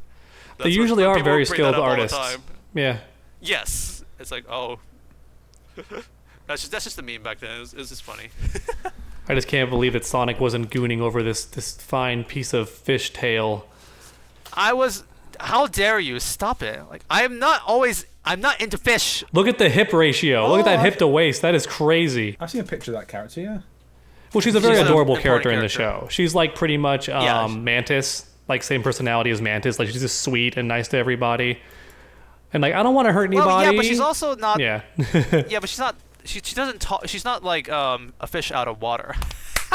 Womp Where womp. like Mantis doesn't understand like the Earth language and stuff like that. But like. No, but I just mean that she's a normal sincere. I don't mean she's a 1-to-1 of Mantis, but I'm saying like how would Mantis behave in the situation? Pretty much how she behaves. So you're saying this character would not say, "Friends, gather around." My anger is healthy. I love that. Yes. This is natural anger. I love how she does that when she's killing people. But yeah, other than that, like, it's hard to expect what we're getting this year with Mortal Kombat. But I feel like we're going to get some type of collab. I just feel it in my guts, Either Scorpion's going to be in...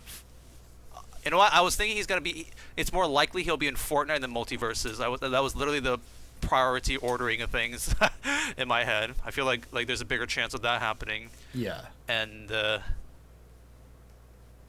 it's one of those things, isn't it, where it's like, I would imagine that if Fortnite was like, yo, we want to put Mortal Kombat in, it's like, well, I'm pretty sure MK would just, like, NetherRealm and WB would just get paid.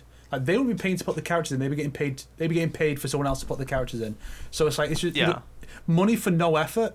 Yo, WB's like, we're in on that. And then NetherRealm's like, I have to assume NetherRealm has total control of everything, because they show up in movies like and TV shows that they've had like references elsewhere, like characters play Mortal Kombat in like Legends of Tomorrow or Creature Commandos, and yes, Shazam as well. And we've had Goro showing up in Ready Player One. Yeah, it happens all over the place, but no game outside of Injustice and MK has featured MK characters since NetherRealm came into existence. So I have to imagine that they have complete control of the game stuff, like the characters' appearances in games, and they just choose not to for whatever reason. Which is shocking to think, we're not doing that because we care so much about the integrity of the characters. Looks at M1K. Looks at MK11. Sorry, Hanzo's not Scorpion anymore? Okay. Yeah, I mean, it's been joked about to death, but the people in charge of decision-making are the worst. Everyone else seems good at NetherRealm. Like, the creative team seems pretty good for the most part. Like, with their gameplay, it seems good too. Whoever's in charge of the big decisions is the person we have beef with. and the aesthetic. The aesthetic is also a problem. Yeah, that too, yeah. Aesthetic, yeah. They haven't been creative in a long time. People even pointed out, and when I watched a thread, because I wanted to make a video about this, where I take the MK characters, bit of a teaser for a future video. I'm going to take the MK characters that are too homogenous, like they're change their color and they're suddenly this character. I'm finding ways to make them more their own character in the same way that, like, even if you change Chun-Li's outfit, you can still tell it's Chun-Li because she has iconic things to her character design that remain intact. I'm trying to give those to the Mortal Kombat characters.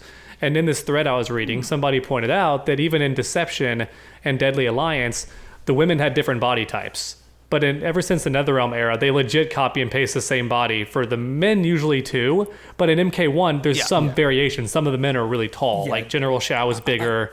And MK11 had that. 11 had that too, where like all the women have the same body type. Yeah. So you don't get like say like you could have maybe Katana could be like more of like an athletic build. Sonya's got a bit more muscle. Yeah. Nothing like that. We get the only difference was like the men. There was a beefier build that Kotal, Shao, and Geras had, and maybe Spawn might have had that. I'm not sure because 90s comics, but that was it. And it really is purely because of the innards. That's the reason why. Absolutely. Because I feel the damage like models have to be done for every character. So nowadays, the best we can expect is Baraka, Reptile. They might get unique teeth. Melina's the same, and that's it. The innards are the problem. It's like if they tone down the violence a bit, they could have a more varied body types. So at least crushing blows are gone, so they could be a bit. With the crushing blows, it was definitely impossible because it had to be the exact spot and the exact zoom. But now with just fatalities, maybe you could get around. Which I think is one of the reasons why the women have always got high heels on, so they can all be roughly the same height as the men, so it's less of an issue with the animations. Mm-hmm.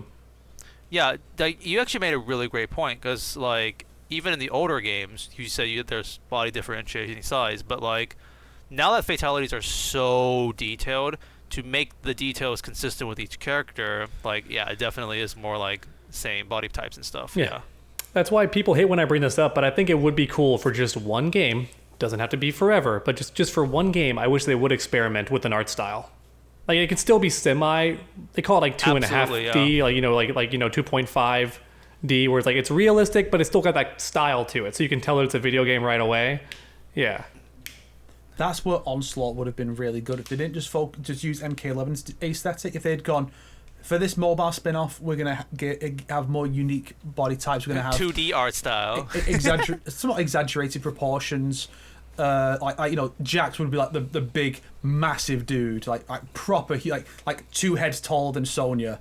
Maybe Sonya might even be taller than Johnny Cage. And then you can have like. Liu Kang instead of being like generic buff guy, he could be proper Bruce Lee, like that kind of build. Like even 2021 got that right. Then you have, and the ninjas of course all have very different. Reptile's very skinny. Ermac is skinny in a different way because he looks like a corpse, whereas Reptile's like a corpse. Lizard. Yeah. And then you'll have like Tremor can be the big buff ninja guy, whereas Scorpion and Sub-Zero, they can still be somewhat similar. I'm fine with like a couple just for the sake of references to the olden days, but have a wider variety of stuff. That's one of the things that could be. Because at the end of the day, people really like the characters in fighting games, and I feel like making them all homogenous is a problem. Like it really is true that a lot of the characters, if you change their colors, they just become someone else visually. Yeah. Which I get, you could argue like, oh, it's a reference to the old games when like one actor played 5 characters, and it's like, yes, but that was a limitation. That was not a style choice. So now that you're not limited, you don't have to keep that meme going. Yeah. I'll bring up 2 things about that. So one thing... I just want to say one thing is Tanya with her MK2 costume, they could have given her green color palettes, but then she would just be Jade. Yeah. So you can't give her just green, especially if they want to sell Jade separately and put in that costume as well. So yeah, it's the kind of thing where I know a lot of people would be against it, but they should try some kind of spin-off with an alternate art style, maybe inspired by the Legends films or something, just something to have a bit more variety. It don't have to be super cartoony, but make the characters look more distinct. I mean, one of the reasons why if Madame Bo is meant to be a female version of Bo' Rai Cho, this is the reason why. Bo' Rai Cho is not going to show up as a playable character again because he has a unique body type. Mm-hmm. And that may factor in. That may factor into characters like Goro and Kintaro and Shiva as well, because they are. Shiva is actually different from the other women because she has to be. She has to be by design. So only certain characters get that. But now even stuff like the cyborgs are not cyborgs anymore. They're just people, and Noob doesn't have I don't think Noob has black blood anymore. He's back. He's like on red now. It's red, yeah. It's red now. Yeah, even on intro references like even Reptile doesn't have a unique body type anymore. He's a shapeshifter. He's no longer. He is conveniently has a body for the fatality stuff. Yeah. All these things that just homogenize the characters because of how detailed the damage is. Whereas if they just went back to something like the 3D era, where it's just pull off an arm and a leg, it's less creative, I guess, but it lets the characters be more distinct. So 2 things I want to bring up about this. One thing is, I would love if they do that in a future project, what you're talking about, for a different art style. Unfortunately for Onslaught, that game is very obviously a lot of cut corners because they're just copy-paste MK11 models, which just makes it way easier for them to do that, and MKX models and MOK models. So that was like already a problem. Like, we're not going to get that for that in the get-go. And the second thing is, this is surprisingly like a very interestingly unique issue just for MK when comparing to other fighting games. I don't hear people saying this with Street Fighter. Tekken, like, sometimes, because some characters do look alike, but for the most part, you still fight gigantic robots, bears, and then like all these different weird body types and stuff like that. But I do think it's interesting that this problem is really only for MK, and if they were to change this, they would have to change their core like fundamentals about like fatalities, and that's already something that they are latching onto as hard as like Nintendo and their properties and lawsuit shits. I don't know why I compared it like that, but so I find it very like interesting as to like how much will they still want to latch onto this in their next game, whereas if they want to be more free with body types for MK13 basically. This game would have been the ideal time to experiment because the whole restarts, but I guess... Do you know why they didn't? Because they're very busy experimenting on their other mechanic that has been very game-changing and unique, called the cameo system. That's their experiment this time. Right, that's... Yeah. The series is in a rough place because there's certain things that they change all over the place that they don't need to. Not just the lore, but like the gameplay. The characters fundamentally play differently from game to game. Whereas the stuff people actually want them to try new things on is the stuff they keep the same. There's a weird thing with the priorities that it might honestly do the series better to have a change of leadership.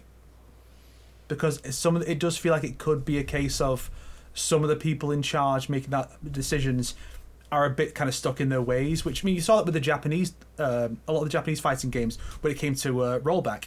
Like, they just wouldn't embrace it because they had their idea of how fighting games work, and even with all the evidence pointing towards this is not working, something needs to change, it took so long for them to start going, maybe we should make these changes. Like, I think Tekken was like the first one, because Harada kind of has more of like a finger on the pulse of Western views on fighting games. He's like, yeah, this clearly is a thing we should try, and as far as I can tell, it's been pretty successful for them. So,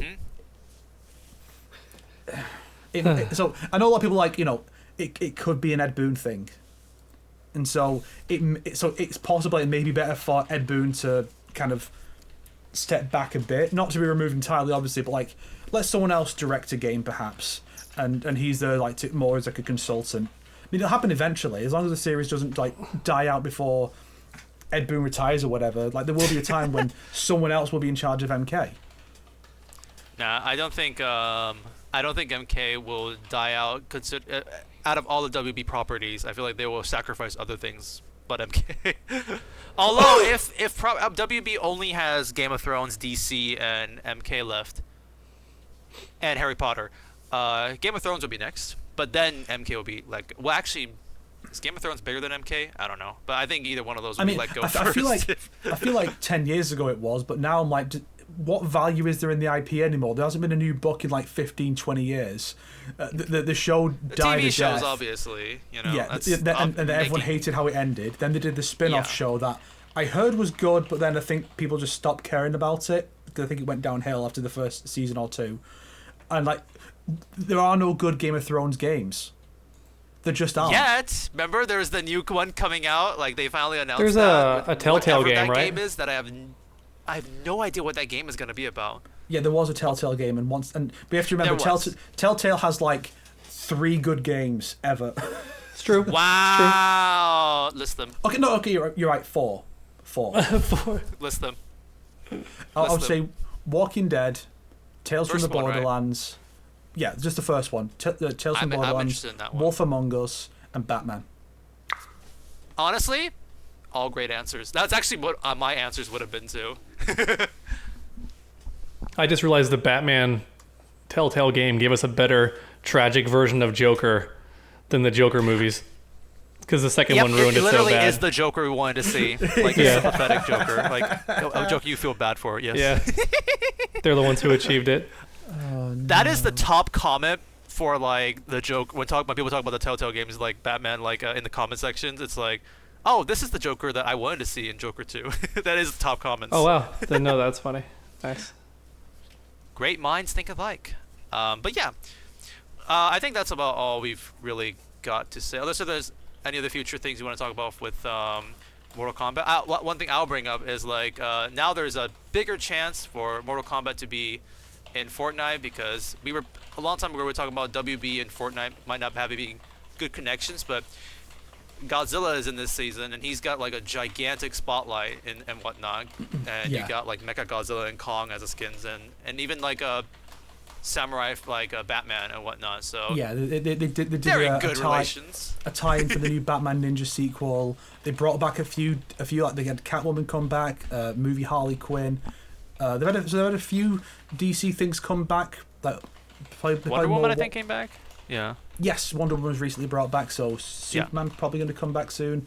So there've been a few things from Warner Bros. So that's kind of been the tip off that this has never been a Warner Bros. Issue. It's just a NetherRealm issue. It must be them specifically being like, no, we don't want MK in anything. Even though back in the Midway era, it was like MK was in every Midway game that wasn't like Ed, and Eddie. So and it was great. It was great playing Psyops as Scorpion. It was great playing as Raiden in Unreal Championship. There was like an NBA game that had like an MK team. Just all sorts of cool shit. And I don't know, maybe Ed Boon saw that and goes, that was all terrible. I don't want that again. It's possible that that's his view, I don't know. But I would like to see MK stuff show up in more things. I mean, how cool would it be to have an MK character show up in Tekken or Street Fighter, you know? I was hoping for that instead of Clive. I'll be honest. Yeah. But yeah. Damn. Yep. Anything else you guys want to say? You guys want to showcase your cool camera movements? Actually, I think Scorpion would have been really good in Sam's show. So I would say that like do have killing moves in there. I think I've already pointed this out in one of my videos because we're asking about the future of Mortal Kombat and all that. I think it's possible, it's 50-50, but I think it's possible that WB might just start another MK-related project, most likely, a video game. Not sure which direction they would go with it. It could be like a Shaolin Monks thing, could be a hero shooter, could be just another fighting game. A 3D fighting game. That'd be fine too. Like go back to the Deadly Alliance kind of gameplay, it'd be fine. Anything's possible, but I think that would be a really bad financial decision, which is why it could happen, because WB is really good at that lately. WB Games. But I think it'd be way smarter to just stick it out with MK1 and just keep improving on it and adding stuff to it, because if you keep making... This would be a third Mortal Kombat game back-to-back, if they do that. 4 if you count Onslaught, right? That's going to cause burnout. Like 100%. What's the first? Yeah. Huh? No, I meant like MK1, Onslaught, MK11. No, MK11 to MK1 was already 2 back-to-back, then Onslaught. And then I'm saying if the next game is also a MK game, then that's 4. Yeah. Well, you have to also consider the time frame, because it used to be MK, then 2 years later Injustice, 2 years later MK. Yeah. MK11 to 1 was still 4 years. Just that there's no Injustice in between. So are you sure there would be burnout from that? I don't think it's just the time thing. I think it's the fact that there's nothing else to break up our attention, like to play in between. So like, yes, the time gap was the same, but you were still playing Injustice, and then you get to go to MK, which is different. This is MK to MK to MK to MK.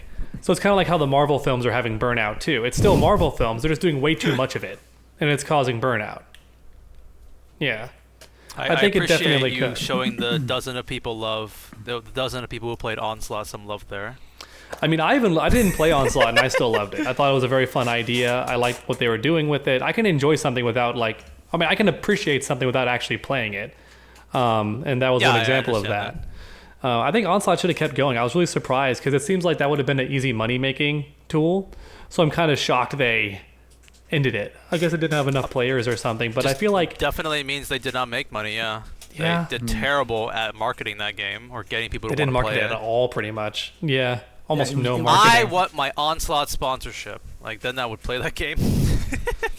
They should have reached out to a bunch of big fighting game people, especially the MK ones, and you said, being like, yeah, we're going to give you early access to this MK11 characters, then you can post all the content online before the character's even out for the early access people. Yes, should have been like, we're going to sponsor one of your MK videos talking about Onslaught.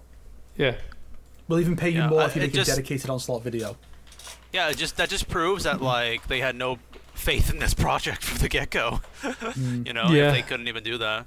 I guess the only other thing they've done is the comic, right? Like that one comic of Onslaught. Did they ever say they were going to continue that comic back in the day? It was just a one shot, just to kind of set up what I think it was just to promote the game, and that was it.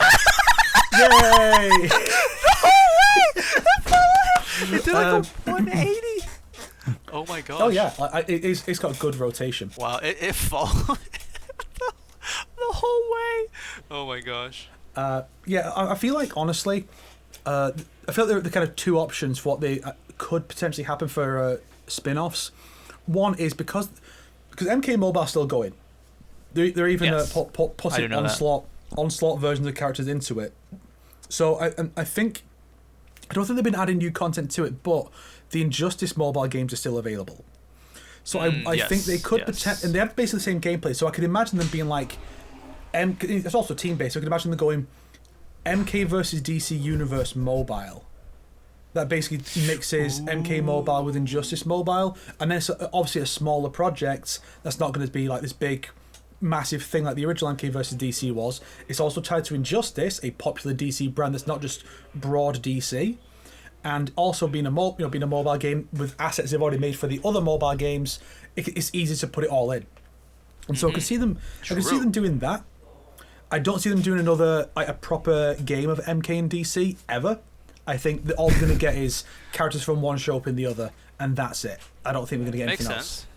What I remember, didn't Peacemaker show up in the Injustice and the Onslaught mobile games? Oh, yes, he did. He was in Injustice. So right. I guess we've just not been keeping up with it, but I guess Injustice 2 is still getting content every now and then. So, yes, so that's two mobile games they're doing, and obviously, even though they're very similar, I guess the view is not competing with each other, but I could see them making a new game that combines the two. Welcome back, dog. We saw the whole process.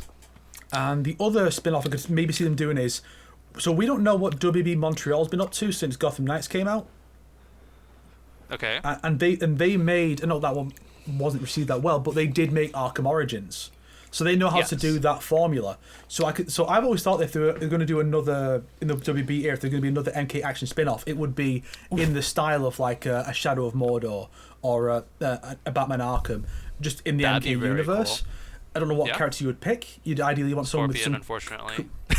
You want someone with some cool traversal, but yeah, I guess one of the ninjas makes sense. But, actually right now, I could easily see them being Mortal Kombat mythologies, M1K mythologies, and it's about Sub-Zero, Scorpion, and Smoke in the Lin Kuei. Maybe with Sector and Cyrax before that, maybe they're DLC, and you have this group of Lin Kuei going on missions for Liu Kang. Or alternatively, it could be set after that, and it's about Scorpion and Smoke, Mortal Kombat, Smoke and Fire or something, and maybe they have to team up with Sub-Zero or an alternate timeline Sub-Zero or something. Cause that gives you an excuse to do stealth stuff in an open world, like sneak into this place. Yes, I'll sneak in this way, or my friend might play and sneak in that way and do different stuff. My other friend is going to run in and just fight everybody, because you can do that. Because you can't make an MK game where fighting is not a valid option, even if you primarily focus on stealth. So or alternatively, it could be something more akin to Shadow of Mordor, but it's Kitana building an army to fight General Shao. So it's a Kitana spin-off as a General Kitana. I think if anything was going to happen, it would be WB Montreal making an Arkham-like MK spin-off, or MK versus Injustice mobile game using the existing assets they've already made for those two mobile games. Yeah, I definitely love the idea of MK branching off to other genres. Obviously, the main one is still a fighting game, but like have other people do other genres, and also if that's their way of continuing the original like continuity, like Mortal Kombat 1 story, like with these other games, like you just brought up the Katana and like Scorpion's Adventures. I like that, it's like a not the main story kind of story. Tomb Raider did that because when they rebooted it with the bow and arrow Tomb Raider in 2013, they seem to continue the old continuity with the Lara Croft spin-off games. So anything like Lara Croft, Relic Run, or Temple of Osiris, those ones, because they kept the same voice actress and same design, so it implied it was still the same version from the Legend games. So they could do that. They could be, we're going to continue the M1K stuff in these spin-offs. Here's Liu Kang sending his guys on a mission. Meanwhile, the main series is going to reboot, start completely fresh, and one day, yes, there will in fact be a crossover, but maybe after we've done like a trilogy of this new thing, and they'll collide. They'll be like, oh, here's Liu Kang's version versus the stuff people actually like. Yeah. Because as much as people voice their opinions online about how much they dislike the direction this universe is going, this game still made money, right? So technically speaking, like, they're going to learn from the wrong lessons and whatnot. But, I mean, I don't want this universe just to die without making sense, I guess is one way. I would love the universe to continue without multiverse. If it continues the multiverse, then I want it to die. But if we're just focusing on the universe, thank you. Like, that is what I'm sure that was what people would want, yeah. Because the multiverse leaves things open to the idea of... you could make that every game is a new universe with different relationships for all the characters. So in this game, Johnny Cage is with the Lin Kuei, maybe. Or in this one, the Sub-Zeros were separated at birth. One is Lin Kuei, one is not part of that at all. Or one is off in Outworld, being trained to fight for Shao Kahn. Then the brothers are going to fight and they realise, you're my brother. All kinds of weird stuff they could try out for just one game and then do something else. Alternatively, you could still have, with the multiverse angle, we can just start with a new universe. The old one's not dead, but it can just come up later on once we've done more with this new idea. So the multiverse does open a lot of possibilities for how you can continue the series. It's opportunities. It's just a question of, do the people making the games realise that? And if they do they want to do that? Or rather, does the person who gets the final say want to do that? Yeah. Because that is ultimately one of the gun problems. is on their hands. I feel like, Dog, you wanted to say something? Yeah, I was just gonna say, like, give it one more game at least with the new timeline. See if you can make it work. After that, feel free to reset. But if you reset this soon in the game, it's gonna be weird. Yeah. You gotta either do a crossover kind of thing, which was what I would do if I had creative reign. I would do like a tag team game, like Tekken Tag 2, and it would combine like both timelines. But you obviously can't have two of every character. But for Scorpion and Sub-Zero, there'd be two of both. So you'd have like, old timeline Sub-Zero, new timeline, old timeline, new timeline Scorpion. But everyone else, you'd have to pick. So you get like Reptile and Baraka from the new timeline because they're just objectively more fun. I feel like more depth to them. You would get old timeline Natara, new timeline Ashura, and you just mix and match them like that. And it'd be kind of fun. Big ass roster. Yeah, I like the... Yeah. Yeah, that'd be a fun idea. Bring back the sexy because it sells. Don't gotta be default, but come on, bring back the sexy. Maybe go for a stylized look, just slightly stylized. Maybe. If you're doing two universes, that's an easy way to do it. Like, this universe has all the sexy costume because it's classic. This universe has all the dog shit aesthetic because it's the new one. Because NRS. I'm sorry, it's not just a different aesthetic. It just is bad. Yeah. Like, you can cover the characters up and make them look like proper or whatever. But what they've given to Sindel and Katana, garbage. Melina looks good. She looks really good, I would say. I 100% agree with you on Sindel. So you don't like Katana, I see. No, because the exact same thing. It's just a stupid bodysuit. I don't like it. It doesn't fit the character.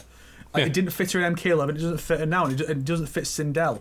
Like, Sindel should have rocked up in basically the same outfit she had in MK11. Mm-hmm. Or even MK3, but like cover it up a bit more, I guess, if you have to. But like, someone even pointed that out, how Sindel used to have a unique silhouette. Sindel is probably one of the best examples of good character design in the Mortal Kombat series because she has like 5 different elements of her outfit that make her Sindel. And like you know immediately, but her silhouette due to the big ass hair, you immediately know that it's Sindel. And what did they do in MK1? They took away her poofy hair except for certain like fatal blows or fatalities, and it's like that was dumb. Yes. She should have always had volumetric hair because they gave her a unique silhouette. Even from a distance, you're like, that's Sindel, and they took it away. Fools, all of you. Yeah. I'm looking forward to this. I'm very looking excited forward to for this you guys video, to watch. dog. The reason why my Chapter 11 video is a lot longer is because I got a rant about her costume, basically. Hell yeah, dude. Hell yeah, brother. Hell yeah, But yeah, actually, brother. you know what? That's. I think we should end the episode so that way I have more time. The episode's not gonna be too long for me to edit because I want to get this out fast. Okay, cool. Well, how are we gonna end it That's on like right, a funny note though? We gotta Sonic end doesn't with wanna the spend- funny. Sonic doesn't want to spend time working on actual good content for you guys. He wants to just get it out of the way and write his fan I fictions. want to finish my script. I'm gonna be out of town next week, you know, and I want to get the video up before the end of February. Like, come on, guys. This guy wants to work on his own videos. W or L in the chat. What do you think? Is this cringe or is it? Come on, based? guys. Let us know in Don't the you guys chat. want to? Don't you guys want to see the next video? Whatnot, you know? I'm sure. Oh shit! I forgot. There's something else I didn't show off. Fuck. Oh, the surprise. Oh, Oh. camera's tracking. Oh. Camera is really tracking Snake. It's really dynamic right now. It's like an action movie right now. We're watching an action movie. Very cool. Yo. Yeah. Official deception. The box is a bit cracked, but just official deception. Sub-Zero and Baraka controllers. Hell yeah. For the That's very PS2. cool. I love that. Which is really fun that they is great. did a PS2 one for Baraka when he doesn't actually have his own cover for PS2, only for Xbox, but Sub-Zero does have PS2. Hell yeah. I'm very glad that Deception specifically is the one that has all this cool swag, all these alternate covers and the figures and the controllers. Honestly, I feel like, you know, I'm sure there are big, like, 3D era, like, YouTuber fans out there. At this point, I definitely feel like you're, like, the top 5, like, one of the biggest Deception fanboys, well, 3D era fanboys, I feel like. Baraka. Sub-Zero. It says Smokey Sub-Zero's ally here, and Frost. Oh, Frost. Oh, interesting. This is Deception. Like, Frost just betrayed him. Scorpion is listed as an enemy. They haven't seen each other in like 7 years. Interesting. Yo, I'm not gonna lie. When you make that Deception critique video, ooh, it's gonna be one of your best videos ever.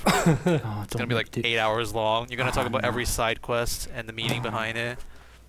The importance of how the series evolved or devolved after Mocap's balls got kicked. You can't make me make it, Sonic. What move was introduced in Deception? Harakiri. Nice try. Oh no! You're supposed to kill us, not yourself. Okay. This one is the family friendly version where I just stab myself. That's family friendly. However. Oh yeah, absolutely. It's way more acceptable. Harikari, Absolutely. as it was also known in the game files before it was changed to Harakiri. Did you know that?